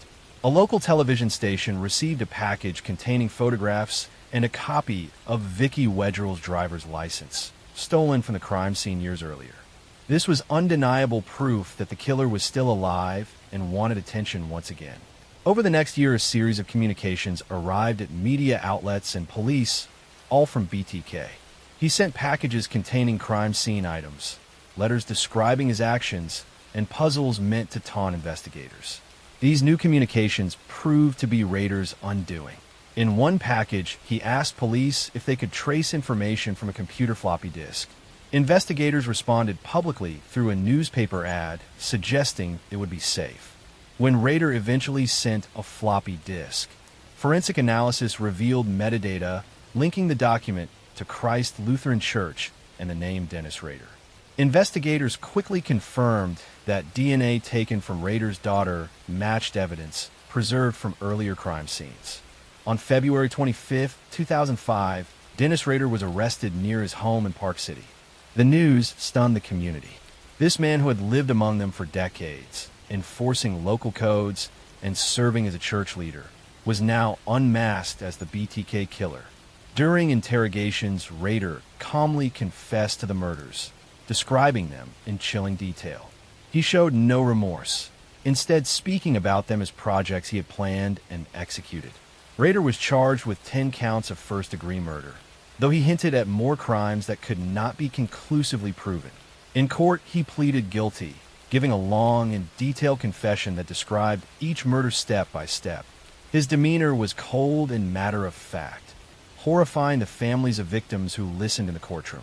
In August 2005, Rader was sentenced to 10 consecutive life terms without possibility of parole. He was sent to the El Dorado Correctional Facility in Kansas, where he remains today. His case continues to be studied for the way he maintained a double life, the methods he used to communicate with the public and law enforcement, and the failures and eventual success of the investigation that captured him. The aftermath of the BTK case left lasting scars on Wichita. For decades, families had lived in fear, never knowing who among them might secretly be BTK. The revelation that he was an ordinary neighbor and community leader was almost as terrifying as the crimes themselves. Next story. The story of Eileen Wuornos begins not in the chaos of her crimes, but in the turbulence of her early childhood. She was born in February 1956 in Rochester, Michigan, to a teenage mother and a father who would never play a role in her life. Her father was a convicted child molester who ended up in prison, later taking his own life, and her mother abandoned Eileen and her brother when Eileen was only a toddler. The two children were left to the care of their grandparents, a home that was supposed to provide safety, but instead became another environment of instability and abuse. Eileen's grandfather was a violent man, and her grandmother struggled with alcoholism. From an early age, Eileen experienced neglect, violence, and exploitation. By the time she was 11 years old, she had already begun trading sexual favors for food, cigarettes, and small amounts of money, surviving in a world that offered her no protection. She became pregnant as a teenager after being assaulted, and her baby was given up for adoption. Soon after, she was expelled from her home, left to survive entirely on her own. Her teenage years unfolded on the margins of society. She hitchhiked across states, lived outdoors, and engaged in sex work to sustain herself. Eileen's life became a cycle of transient relationships, brushes with the law, and survival through whatever means she could find. She was arrested multiple times for theft, fraud, and disorderly conduct. The years hardened her, stripping away any sense of stability or belonging. By the late 1980s, Wuornos was living in Florida, still drifting and surviving as a sex worker along highways. It was there, beginning in 1989, that her violent crimes began. Unlike many serial killers who targeted specific groups for twisted psychological reasons, Wuornos' murders were bound up with her own life circumstances. She claimed she killed men who had picked her up for sex when they became violent or attempted to assault her. But prosecutors would later argue her crimes were calculated robberies, carried out under the guise of self-defense. Her first known victim was Richard Mallory, a 51-year-old man who picked her up along a Florida highway. In December 1989, his body was discovered abandoned in his car, shot multiple times. At first, the murder seemed like an isolated case, but over the next year, more bodies appeared. The victims were all men, found along roadsides or in wooded areas, killed with a gun, and often robbed of their belongings or vehicles. As the body count rose, eventually reaching 7 confirmed murders, fear spread through Central Florida. Police connected the killings by the consistent method and by witness descriptions of a woman seen with some of the victims shortly before their deaths. A key detail helped narrow the search. Wuornos and her lover, Tyria Moore, had crashed one of the victims' cars and fled the scene, leaving behind fingerprints. Those prints were traced back to Wuornos, already known to law enforcement for her long history of arrests. Investigators began a manhunt, but Wuornos was elusive, moving from cheap motels to bars, living in constant motion. In January 1991, police finally caught her at a biker bar in Daytona Beach. She was arrested without incident, though she maintained a tough and defiant demeanor. Her partner, Tyria Moore, became a crucial figure in the case. Pressured by investigators, Moore agreed to cooperate in exchange for immunity. She called Wuornos while under police surveillance, persuading her to confess to the killings. On tape, Wuornos admitted to several murders, repeating her claim that she acted in self-defense against violent clients. Her trial became a national spectacle. In 1992, she was tried for the murder of Richard Mallory, though evidence from other killings was also introduced. The jury heard not only about the crimes, but also about her troubled past, her years of abandonment and abuse. Yet prosecutors argued that her pattern of taking money, possessions, and cars from her victims showed her true motive. After only a short deliberation, the jury found her guilty of murder and she was sentenced to death. In the years that followed, Wuornos faced additional trials for the other murders, each ending in further convictions and death sentences. She became one of the rare women on death row in the United States. Her demeanor in court was unpredictable. At times, she appeared calm and resigned. At other times, she lashed out, shouting at the judge, jury, or prosecutors, declaring her hatred for society and her belief that everyone was against her. Wuornos' story drew wide attention, not just because of her crimes, but because of the complicated questions they raised.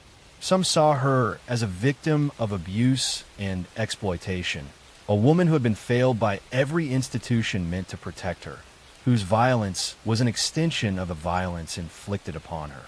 Others saw her as a cold-blooded killer who preyed on men and used her history as an excuse. Her life and crimes became the subject of documentaries, books, and eventually the film Monster, which dramatized her story. But behind the media portrayal was a woman who lived nearly her entire life in pain, anger, and alienation. On October 9th, 2002, Aileen Wuornos was executed by lethal injection at Florida State Prison. She was 46 years old. In her final moments, she gave a rambling statement, referencing outer space, Armageddon, and her belief that she would return. She died quickly, ending a life that had been marked from childhood by violence and instability.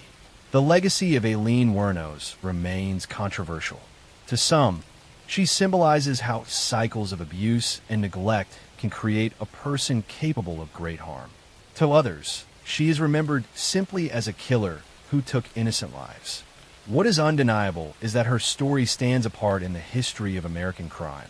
A rare example of a female serial killer whose crimes gripped the nation and left behind endless debate about justice, responsibility, and the roots of violence. Her life reminds us how deeply environment and trauma can shape a person, but also how society struggles to reconcile sympathy with accountability.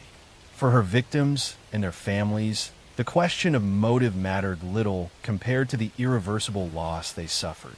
For true crime history, the name Aileen Wuornos remains forever etched as both a cautionary tale and a chilling story of violence born from a life of suffering. Next story. The story of John Wayne Gacy begins in the suburbs of Chicago, where he was born in March 1942 to a working-class family. From the outside, his childhood seemed ordinary, but behind closed doors, life was harsh and unforgiving. His father was an alcoholic with a violent temper who regularly belittled and beat him. His mother, though more nurturing, could not shield him from the constant abuse. Gacy grew up desperate for approval, especially from his father, yet he rarely received anything but criticism. As a child, Gacy suffered from health problems, including a heart condition that limited his physical activity. He often felt like an outsider, excluded from sports, and overshadowed by his father's disdain. But beneath his fragile health and troubled home life, Gacy began developing the traits that would later define him: charm, manipulation, and a hunger for recognition. By his teenage years, Gacy began finding ways to fit in socially. He was known as friendly and eager to help, often volunteering for school and community projects. But his personal life already carried shadows. He struggled with his sexuality, something he kept hidden at a time when homosexuality was harshly judged. His need to maintain a public image while concealing his private desires would become a recurring theme throughout his life. In early adulthood, Gacy drifted into sales and business management, where his charisma proved useful. He was ambitious, eager to prove himself, and capable of winning people over. But cracks appeared quickly. In the 1960s, after marrying and moving to Iowa, he was convicted of sexually assaulting a teenage boy. He served time in prison, where he earned a reputation as a model inmate, and was released after serving only a portion of his sentence. His wife divorced him during his incarceration, taking their children and leaving him to start over. When Gacy returned to Illinois, he reinvented himself. He became a contractor, starting his own business and employing local young men. He became active in Democratic Party politics, even posing for photographs with prominent politicians. He volunteered in the community, organizing parties and entertaining children while dressed as Pogo the Clown, a character he created. To neighbors and acquaintances, he seemed generous and dependable, a man who gave back to his community. But behind this mask, Gacy was living a double life of unimaginable horror. From 1972 to 1978, he lured dozens of young men and teenage boys to his home. Some were employees, others were hitchhikers or runaways, and some simply disappeared after meeting him. Once inside, Gacy used various ruses to trap his victims, including a so-called magic trick where he handcuffed them under the pretense of showing them an escape trick. What followed was torture, sexual assault, and murder. The scale of his crimes would not be fully understood until years later. Gacy disposed of many of his victims by burying them in the crawl space beneath his suburban home. When that space became overcrowded, he began discarding bodies in the Des Plaines River. For years, his murders went unnoticed, hidden by his outward image of respectability and civic involvement.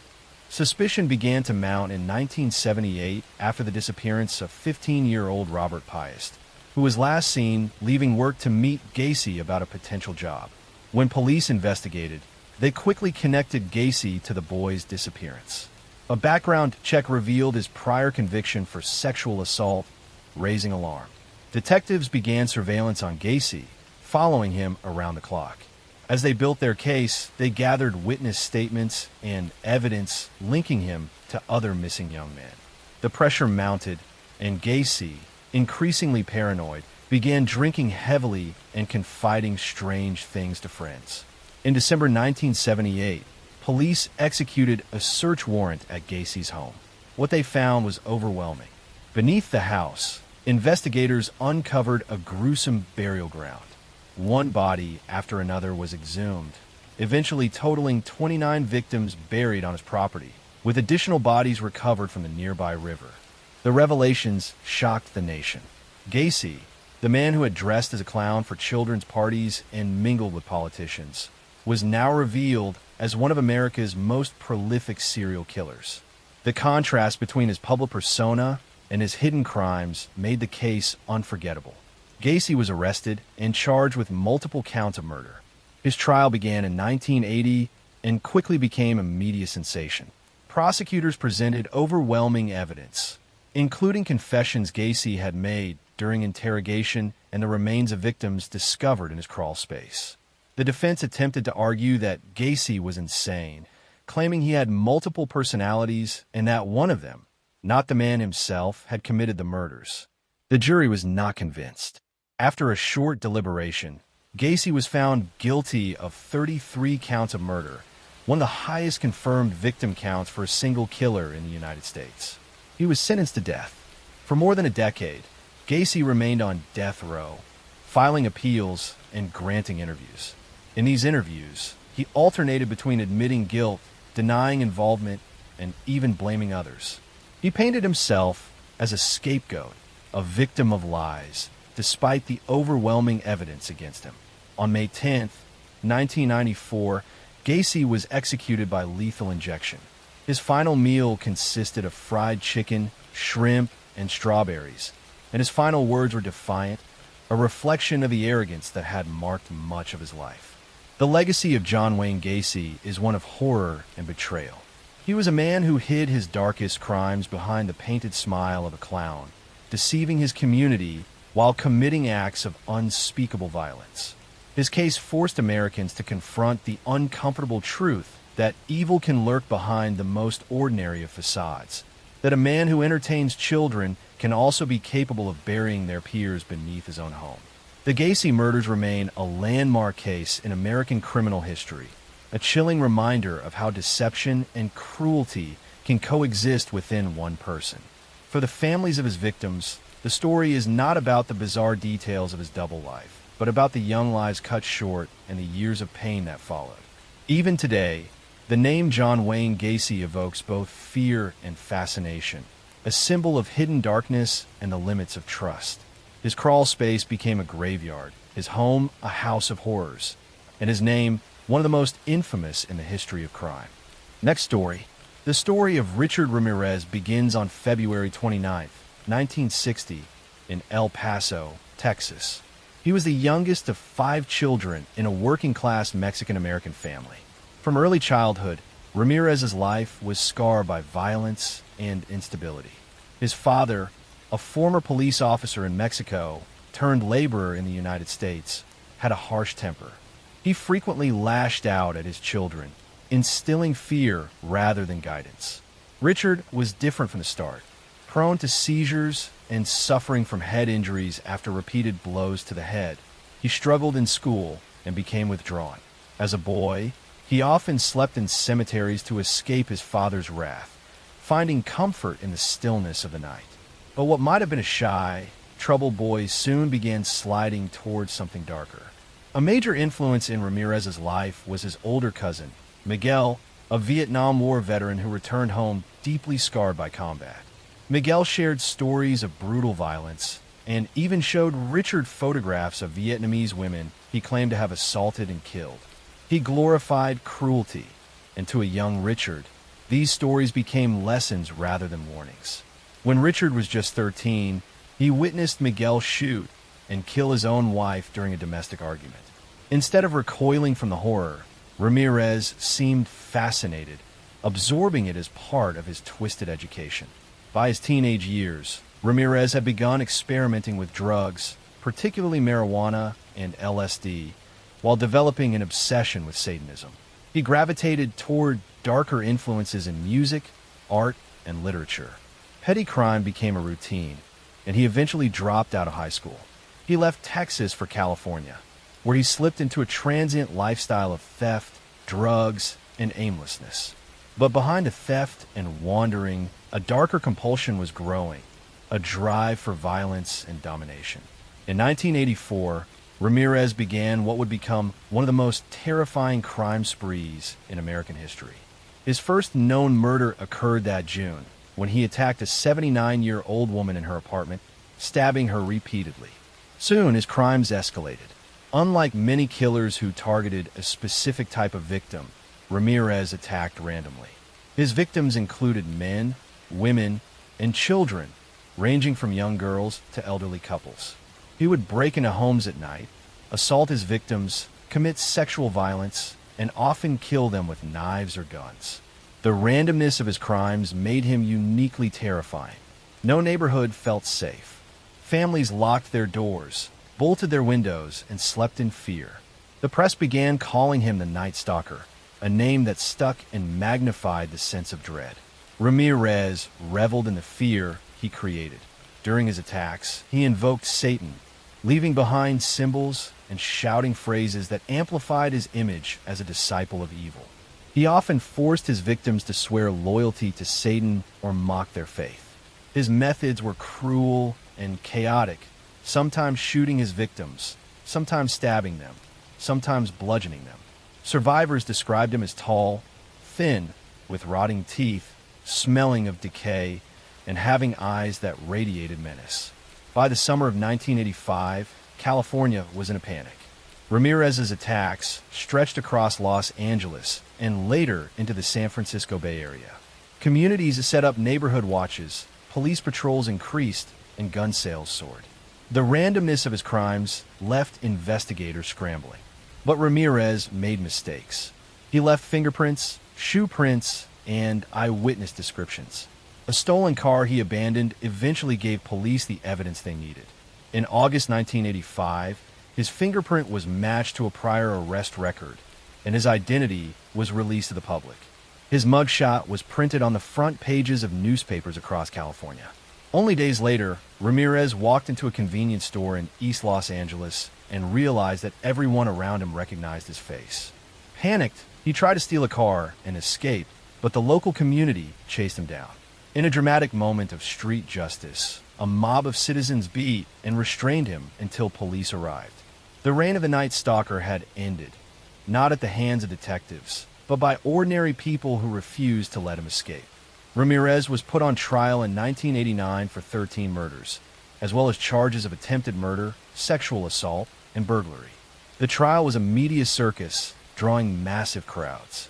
Ramirez appeared in court with long hair, dark sunglasses, and a pentagram drawn on his hand, shouting, "Hail Satan." His behavior shocked many, reinforcing the image of a man who embraced evil as an identity. The trial dragged on for years due to its complexity and the number of charges.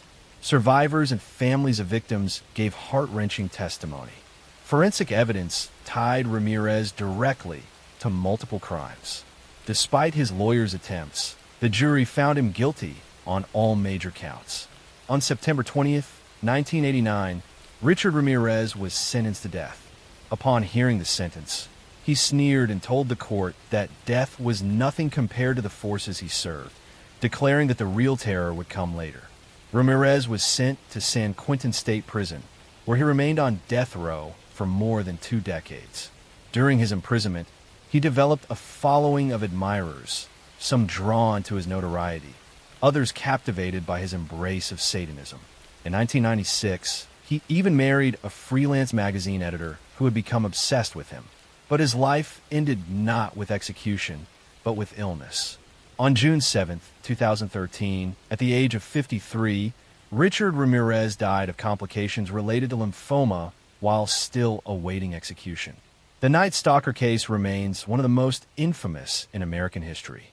Ramirez's crimes were not only about murder, but about terror itself, striking randomly, violating the sanctity of homes, and leaving behind communities paralyzed with fear. He embodied the nightmare of a predator who could come for anyone, at any time, without reason or pattern.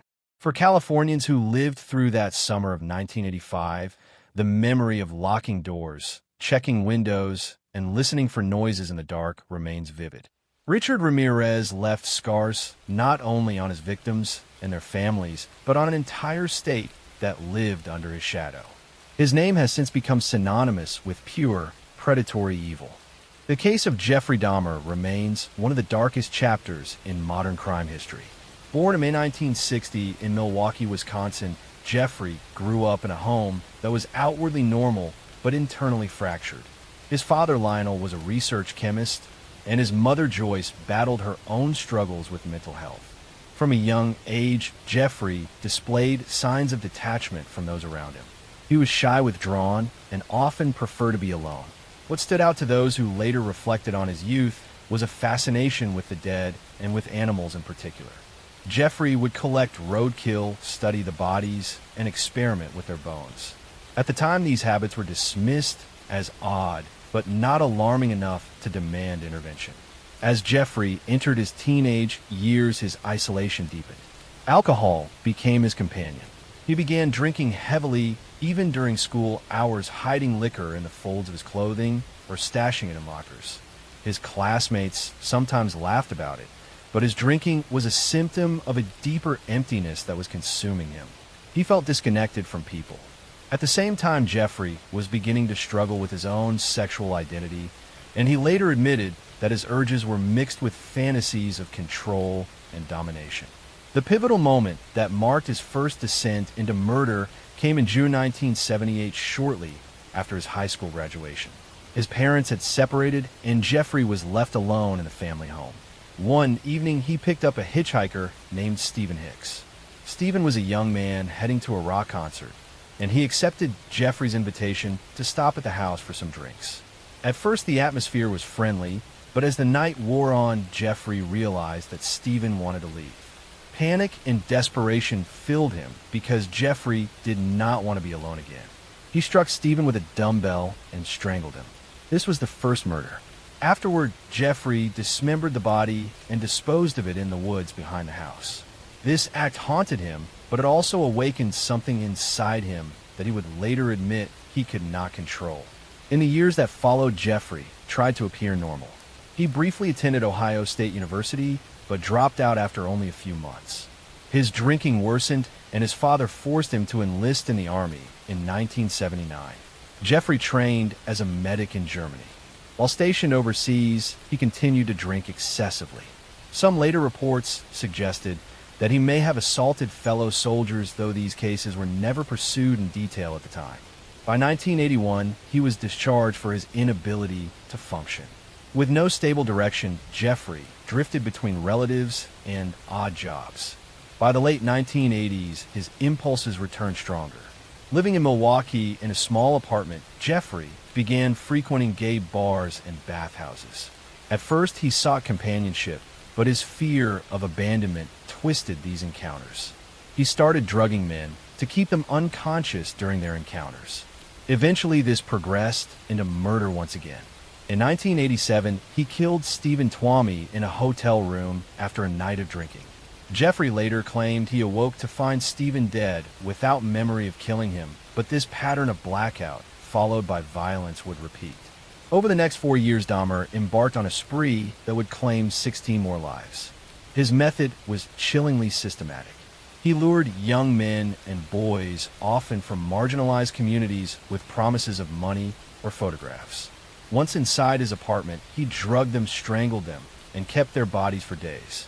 In some cases, he performed disturbing rituals of dismemberment and cannibalism. He kept skulls and body parts as trophies, storing them in his refrigerator in a blue barrel filled with acid. His obsession was not only with killing, but with creating a permanent companion who could never leave him. He attempted crude experiments of drilling holes into the skulls of victims and injecting chemicals in hopes of creating a compliant zombie-like partner. Despite the horror unfolding inside his apartment, Jeffrey remained surprisingly unnoticed. Several near escapes highlight the tragic failures of authorities. One of the most striking occurred in May 1991 when a 14-year-old boy named Conorak, Synthesum phone, managed to flee Jeffrey's apartment drugged and bleeding. Neighbors called police when they saw the boy wandering incoherently. Officers arrived, but Jeffrey convinced them that Conorak was his adult lover and that it was a private matter. The police accepted this explanation and left the boy in Jeffrey's custody. Within an hour, Jeffrey had killed him. These failures allowed Dahmer to continue his crimes until July 22nd, 1991, when another intended victim, Tracy Edwards, managed to escape. Edwards was lured to the apartment, but once inside, he noticed the smell and saw the strange surroundings. Jeffrey attempted to handcuff him, but Edwards fought back and fled through the door. He stopped police officers on patrol and led them back to the apartment. When police entered, they discovered photographs of dismembered bodies, and soon after, the full extent of Jeffrey's actions was revealed. The arrest shocked the nation. Neighbors who had complained of foul smells and odd noises were horrified to learn what had been happening next door. The investigation uncovered remains of multiple victims, as well as the tools and containers Jeffrey had used. His calm demeanor during questioning unsettled investigators. He openly admitted to the murders, describing his rituals in clinical detail. For the families of the victims, the revelations were devastating.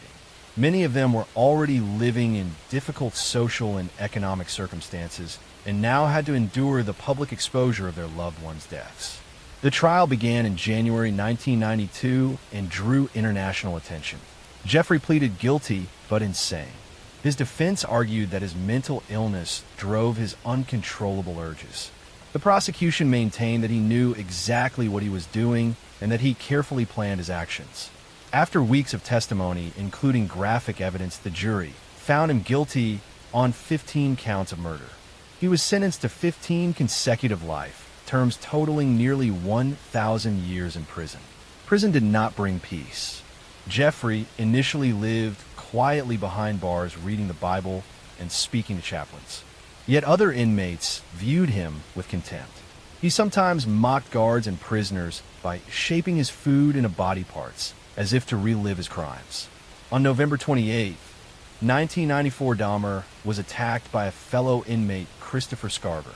Scarver beat him to death in the prison bathroom. For many families, this ending felt like a final chapter, though it could never erase the pain. The legacy of Jeffrey Dahmer continues to stir debates about mental illness policing and the vulnerability of marginalized groups. His crimes revealed systemic failures in law enforcement, who dismissed the concerns of neighbors and ignored the pleas of victims. It showed how predators can hide in plain sight, while institutions fail to protect those most at risk. Documentaries and books continue to analyze the case, but beyond the sensationalism lies the human cost.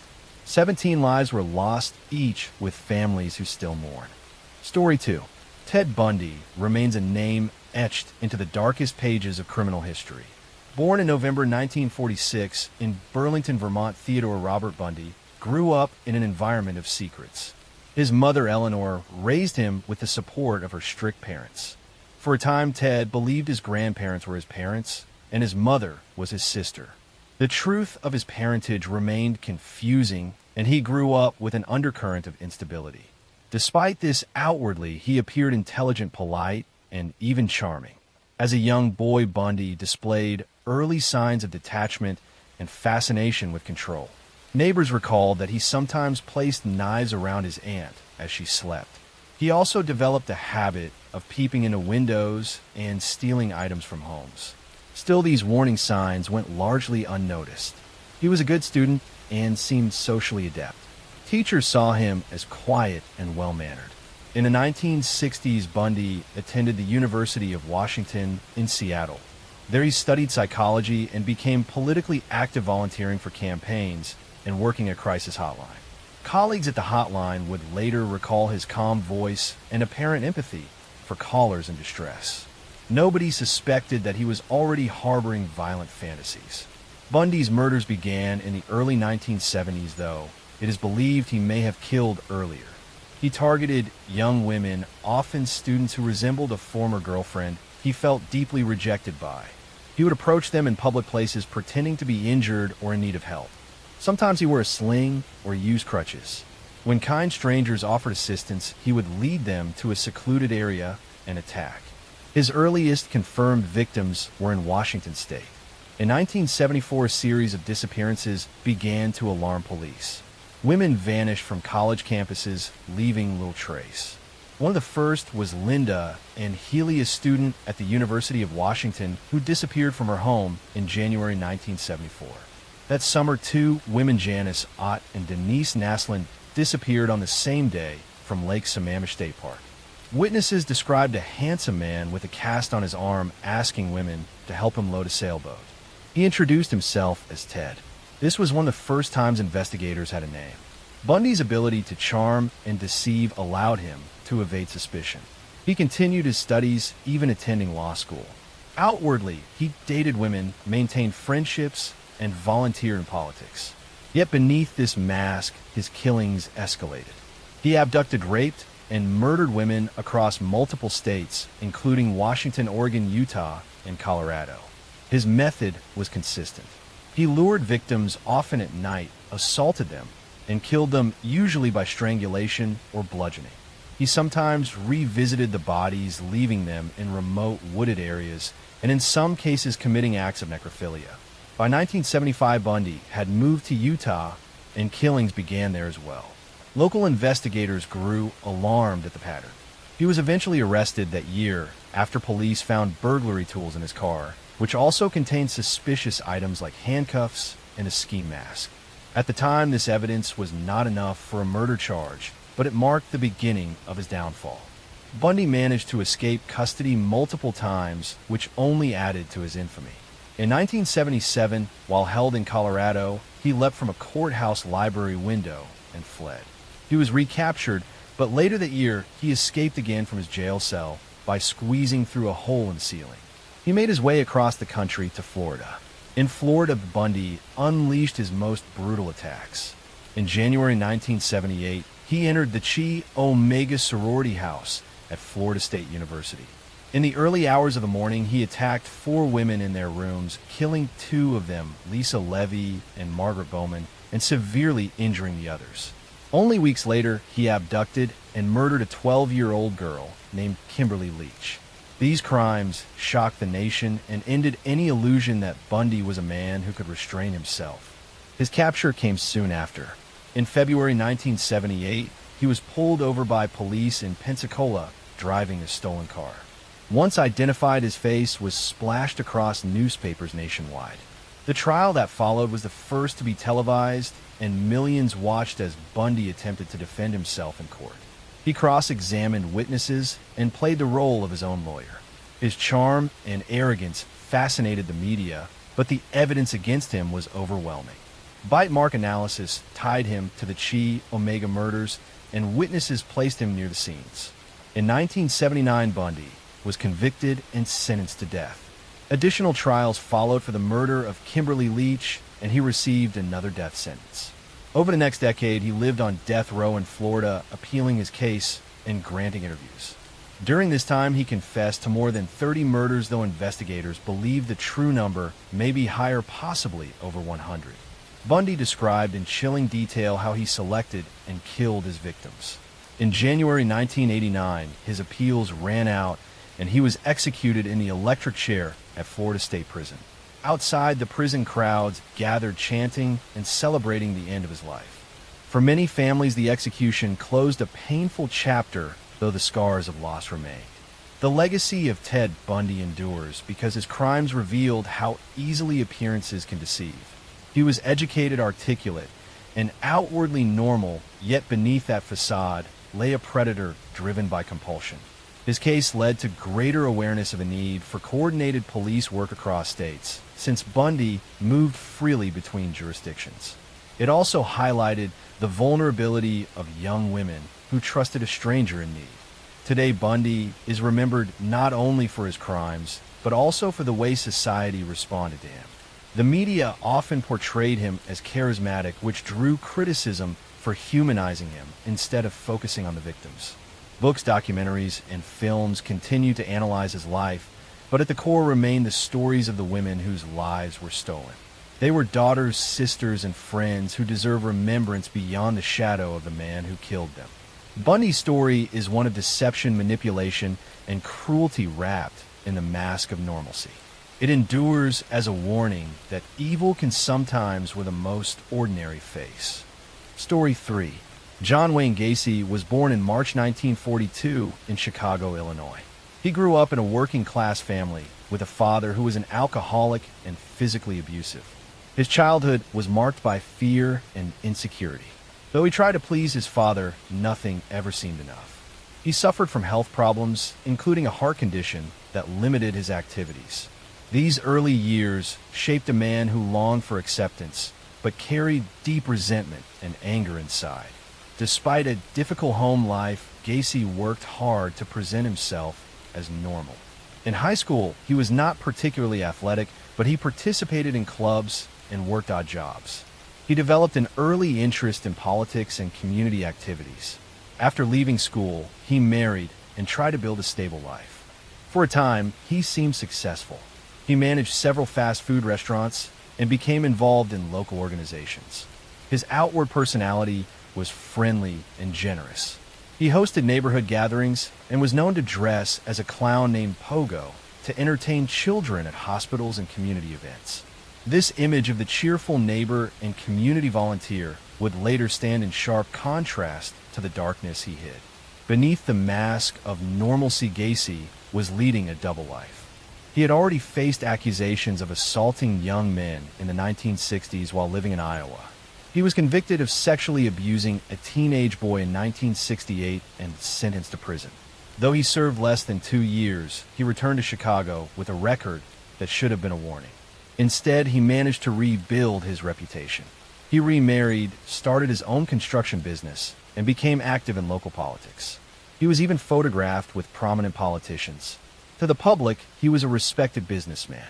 To those closest to him, there were glimpses of volatility, but few suspected the horror that lay hidden. Gacy's crimes escalated in the early 1970s. He lured young men and boys to his home, often offering them work construction jobs or simply a safe place to hang out. Once inside his modest suburban house, he would overpower them. His method became ritualistic. He used handcuffs, sometimes presenting them as a party trick. After restraining his victims, he would assault, torture, and eventually strangle them. Most of the killings took place in his home while his neighbors remained unaware. The number of victims grew over the years. Gacy buried many of them in the crawl space beneath his house. Others were disposed of in nearby rivers. The smell in the house became overwhelming at times, but Gacy explained it away as plumbing issues. He continued to maintain his outward image of normality, attending parties, working in politics, and performing as Pogo the Clown. The juxtaposition between his community role and his secret life made the eventual revelation all the more shocking. In 1978, his crimes began to unravel. That December, a teenage boy named Robert Pius disappeared after telling friends he was going to meet a contractor about a job. The contractor was John Wayne Gacy. When police began investigating, they quickly connected Gacy to other missing young men. They obtained a search warrant and entered his house. Inside, they found items that belonged to several missing victims. The stench from the crawl space raised immediate suspicions. A second search warrant allowed police to dig beneath the house. What they uncovered was a nightmare. Body after body was exhumed from the crawl space. In total, 29 victims were buried there, with additional remains found in rivers nearby. Many of the victims were teenagers or young men who had simply vanished without explanation.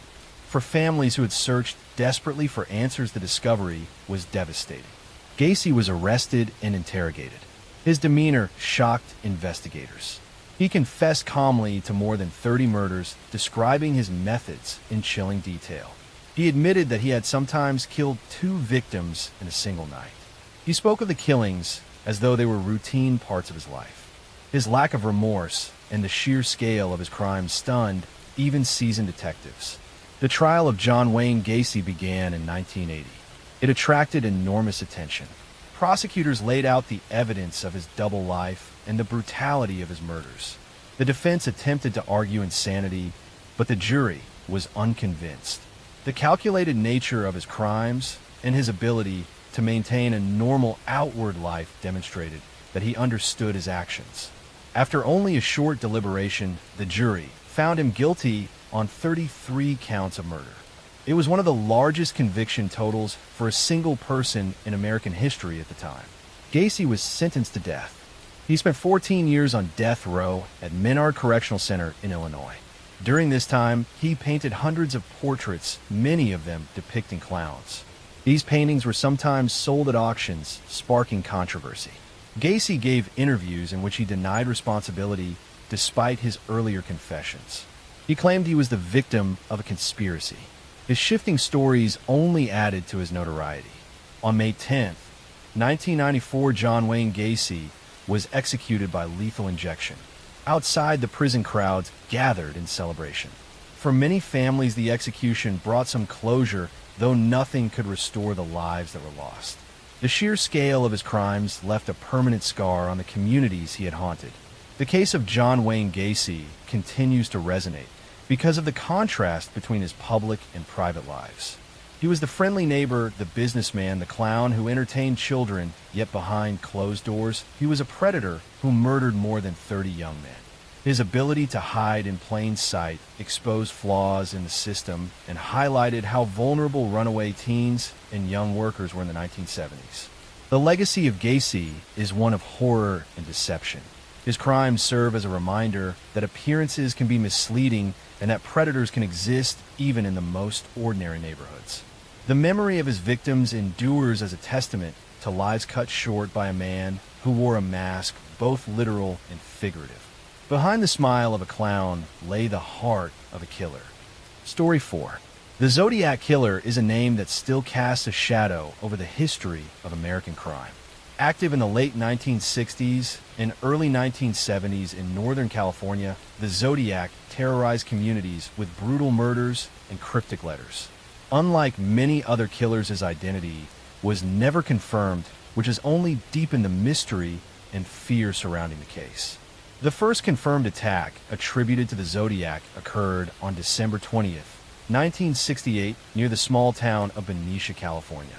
Two teenagers, David Faraday and Betty Lou Jensen, were on their first date when they parked at a lover's lane spot. A car pulled up beside them. The assailant forced them out and shot both of them with a handgun. Betty Lou died instantly, and David was mortally wounded. There was no robbery or clear motive. It seemed a senseless act. Investigators had few leads, and the case went cold. On July 4th, 1969, another couple, Darlene Farron and Mike Mageau, were sitting in a car at Blue Rock Springs Park in Vallejo when a vehicle pulled up. The driver left, then returned and opened fire with a handgun.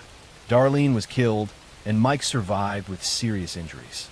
Just over an hour later, a man called the Vallejo police station claiming responsibility not only for this attack, but also for the previous one on David and Betty Lou.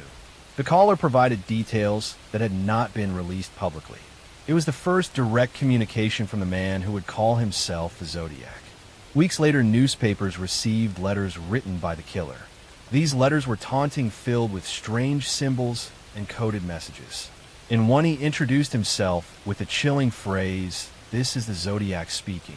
He demanded that the letters be published or he would kill more people. Inside the letters were cryptograms that he claimed revealed his identity. One of the first ciphers was cracked by a schoolteacher and his wife. It did not reveal a name, but instead a disturbing message where the killer declared that he enjoyed killing because it was fun. The Zodiac struck again on September 27th, 1969 at Lake Berryessa. Brian Hartnell and Cecilia Shepard were relaxing by the water when a man approached wearing a hood with a crosshair symbol on the chest. He tied them up and stabbed them repeatedly. Brian survived, but Cecilia later died. Before leaving the scene, the attacker scrawled a message on the victim's car door with the dates of his previous attacks and his distinctive crosshair symbol. Only 2 weeks later, on October 11th, 1969, the Zodiac murdered cab driver Paul Stein in San Francisco. He shot him in the head and then bizarrely cut a piece of the victim's shirt to send later with a letter. Witnesses saw the killer at the scene, describing him as a white male in his 30s with glasses. Despite this near miss, the Zodiac managed to escape into the night. Police rushed to the area, but confusion about the suspect's race led officers to let him walk past them. This mistake may have cost them their best chance at capture. Over the following years, the Zodiac continued to send letters to newspapers and police. In them, he mocked investigators, boasted about his crimes, and threatened mass killings. He claimed responsibility for dozens of murders, though only a handful have been definitively linked to him. The letters often included ciphers, some of which remain unsolved to this day. His messages revealed a man who craved attention and control more than anything. He wanted to be feared and to prove that he was smarter than the authorities. The investigation into the Zodiac was massive.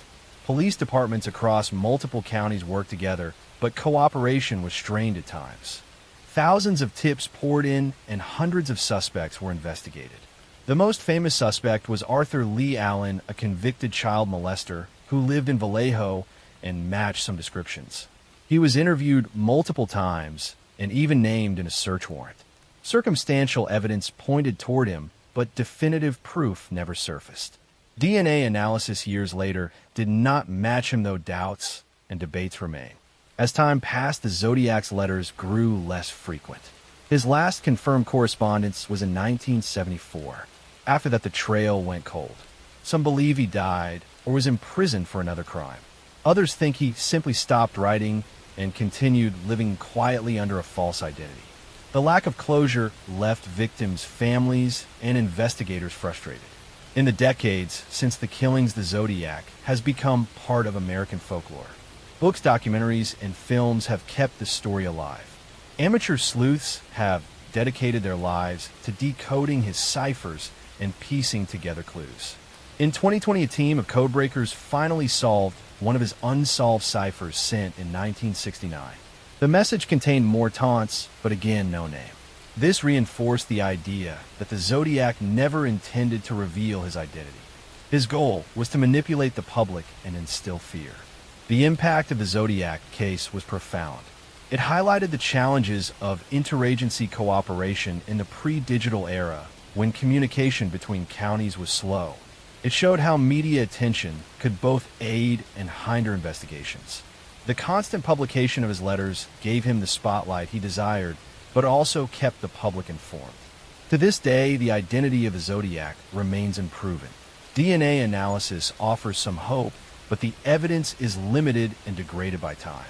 Theories abound, ranging from known suspects like Arthur Lee Allen to more obscure figures. Every few years, a new claim emerges about his identity, but none have been confirmed.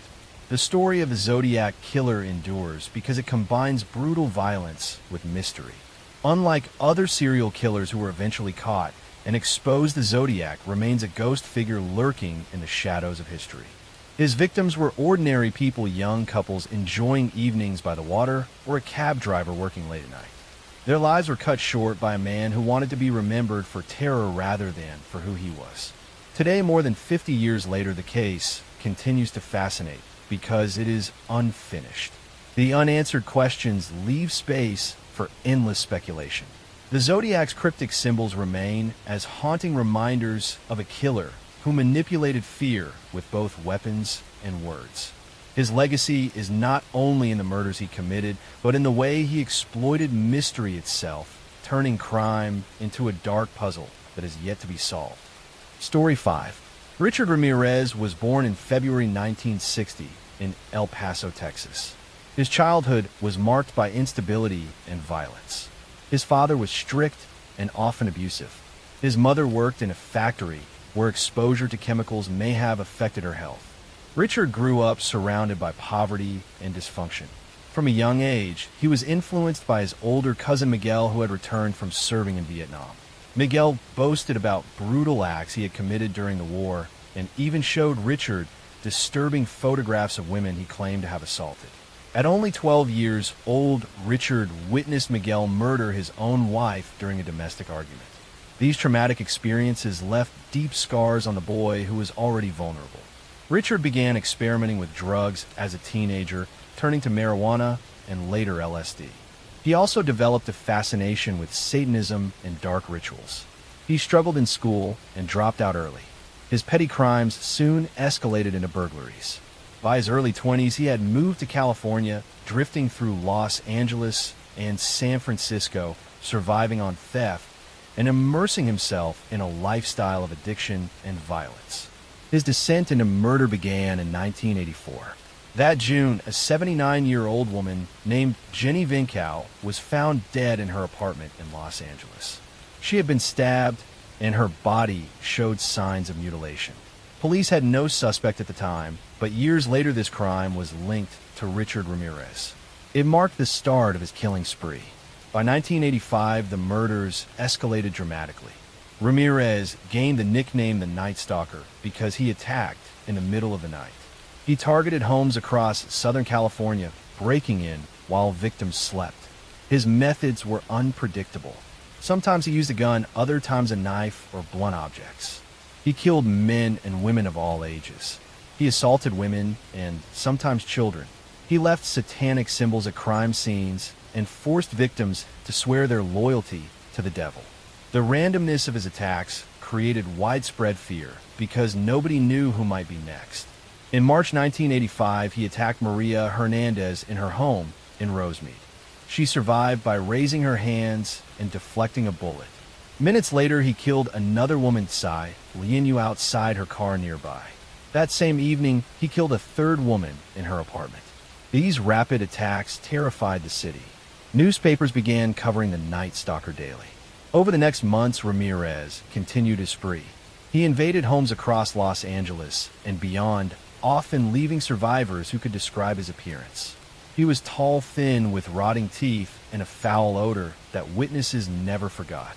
His brutality shocked even seasoned detectives. In some cases, he forced couples to witness each other's assaults before killing one or both. He showed no consistent pattern except his desire to terrorize. The police struggled to catch him.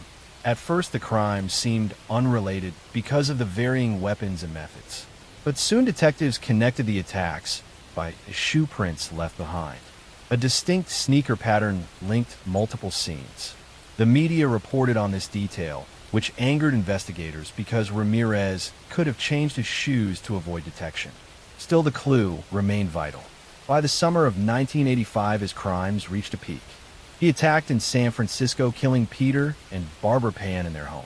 The mayor of San Francisco publicly revealed that the killer used a .22 caliber handgun. Ramirez read the papers constantly and adjusted his tactics to confuse police. But mistakes piled up. Survivors gave detailed descriptions, and eventually a fingerprint was lifted from a stolen car he abandoned. Police matched it to Richard Ramirez, who already had a record for theft and drug charges. On August 31st, 1985, Ramirez was finally captured, but not by police at first. His photograph had been released to the public, and when he attempted to steal a car in East Los Angeles, he was recognized. Neighbors chased him through the streets and cornered him. The crowd beat him until police arrived to take him into custody. The capture brought relief to a city that had been living in fear for months. The trial of Richard Ramirez became one of the most notorious in American history. It began in 1989 and lasted over a year. The courtroom was often filled with reporters and curious spectators. Ramirez seemed to revel in the attention. He flashed satanic hand signs and shouted "Hail Satan" during proceedings. His gaunt appearance, dark eyes, and defiant attitude made him a figure of morbid fascination. Despite his behavior, the evidence was overwhelming. Survivors testified in detail. Forensic evidence, including fingerprints and ballistic matches, tied him to multiple murders. In September 1989, Ramirez was convicted of 13 murders, as well as numerous counts of assault, burglary, and attempted murder. He was sentenced to death and sent to San Quentin prison. Outside, the courthouse crowds cheered the verdict.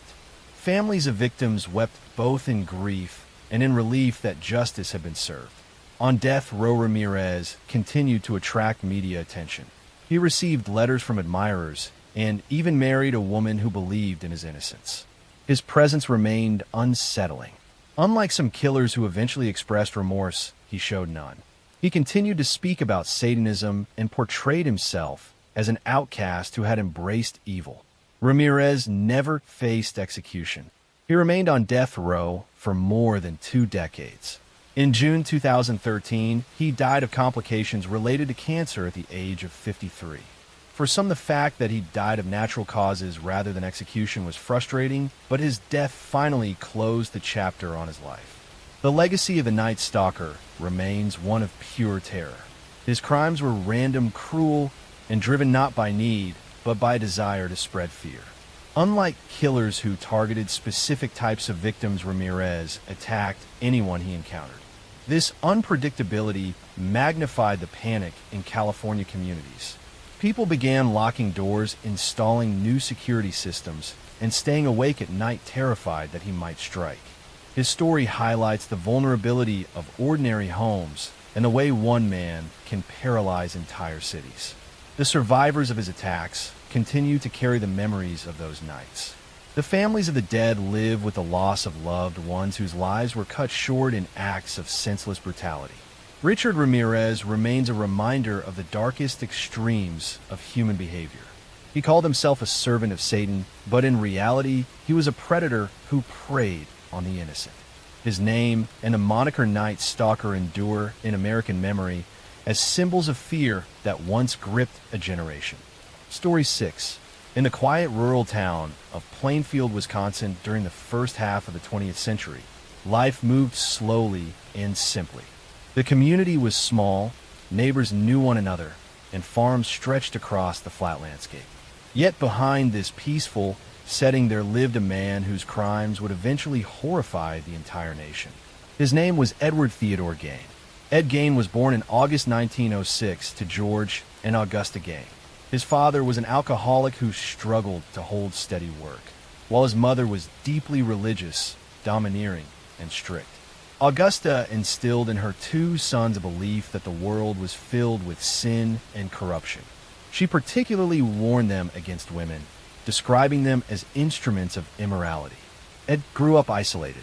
The family rarely allowed social interaction, and the Gain children were discouraged from making friends. As a child, Ed was shy, quiet, and awkward. He was ridiculed by other children at school, which only pushed him further into isolation. His mother's teachings shaped him profoundly. He developed an unhealthy attachment to Augusta, viewing her as the only pure and trustworthy person in the world. This dependence would define his entire life. In 1940, Ed's father died, leaving the family to survive on farm income. Soon after, his older brother Henry began expressing doubts about their mother's strict worldview. Henry worried about Ed's unhealthy devotion to Augusta, but in 1944 Henry died in a suspicious fire while working on the family property. Although the official cause was listed as asphyxiation, investigators quietly noted that the circumstances were odd. Ed reported the fire, and when Henry's body was found, it appeared not badly burned, leading some to wonder if Ed had played a role in his brother's death. After Henry's passing, Ed was left alone with his mother. But only a year later, in 1945, Augusta herself died following a series of strokes. Her death devastated Ed. He had lost the one person who dominated his world and provided structure to his life. Without her guidance, he became reclusive, retreating into the farmhouse that grew increasingly filthy and cluttered. Most rooms were left untouched as shrines to Augusta, kept exactly as she had left them, while Ed confined himself to a few areas filled with debris and decay. It was in this lonely environment that Ed's obsession with death and the human body began to take its most disturbing form. He frequently visited cemeteries at night, digging up recently buried bodies. He removed skin, bones, and organs, taking them back to his farmhouse where he fashioned grotesque trophies. Investigators later discovered masks made of human skin, bowls crafted from skulls, and furniture upholstered with human hides. These creations suggested that Ed was attempting to recreate his mother's presence or even become her by wearing the skin of women he exhumed. For many years, his macabre activities went unnoticed. Plainfield was a small, trusting community, and Ed was seen as odd but harmless. He worked odd jobs, babysat for neighbors, and was known for being polite though strange. That perception changed in November 1957 when Bernice Wardens, the local hardware store owner, disappeared. Her store was found locked with bloodstains on the floor. A receipt showed that Ed Gain had been her last customer that day. Police obtained a search warrant and went to Ed's farmhouse. What they found shocked even the most experienced officers. Inside the house were the remains of Bernice Wardens. Her body had been hung in a shed and gutted like a deer. As investigators searched further, they uncovered the horrific collection of human remains Ed had gathered over the years. Masks of human faces hung on the walls. Chairs were covered in human skin, and boxes contained organs. Some remains were traced back to missing women, though Ed admitted many came from graves he had robbed. The discoveries horrified the public. The idea that a quiet, seemingly harmless neighbor had been committing such grotesque acts shattered the sense of safety in small-town America. Newspapers across the country printed the details, and Ed Gain quickly became infamous. His crimes went beyond murder into a realm of depravity rarely seen.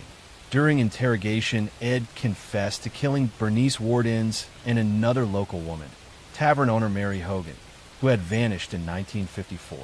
He also admitted to robbing graves, but claimed he had not killed most of the women whose remains were found in his house. His statements revealed a disturbed mind. He described entering trances when digging up bodies, and he explained how he crafted clothing and masks in an effort to transform himself into his mother. In 1958, Ed Gain was found mentally incompetent to stand trial and was committed to a psychiatric institution. For more than a decade, he remained there until doctors declared him fit for trial. In 1968, he was tried for the murder of Bernice Wardens. He was found guilty but insane, leading to his return to a mental hospital where he spent the remainder of his life. He died in 1984 at the age of 77. The case of Ed Gain left a lasting legacy not only in true crime history, but also in popular culture. His crimes inspired some of the most iconic horror characters in cinema, including Norman Bates in Psycho, Leatherface in the Texas Chainsaw Massacre, and Buffalo Bill in The Silence of the Lambs. His story raised questions about mental illness, isolation, and the dangers of unchecked obsession. For the people of Plainfield, the scars never fully healed. The town became associated with darkness it never asked for. Many locals avoided speaking about Ed Gein for decades, wishing to move past the horror. Yet the farmhouse where he committed his crimes became a site of morbid curiosity until it was eventually burned down. Ed Gein remains a figure of fascination because his crimes blurred the line between reality and nightmare. He was not the typical killer driven by greed or impulse. Instead, he was a man shaped by isolation, dominated by his mother, and consumed by fantasies that grew more grotesque after her death. His actions shock a nation because they revealed what can emerge from loneliness and obsession left unchecked. Even today, his story is studied in criminal psychology as an example of how trauma, control, and mental illness can twist a life into something almost unimaginable. Behind every horror film inspired by his deeds is the reminder that these terrors were once real in a small Wisconsin town where people thought they knew their neighbors.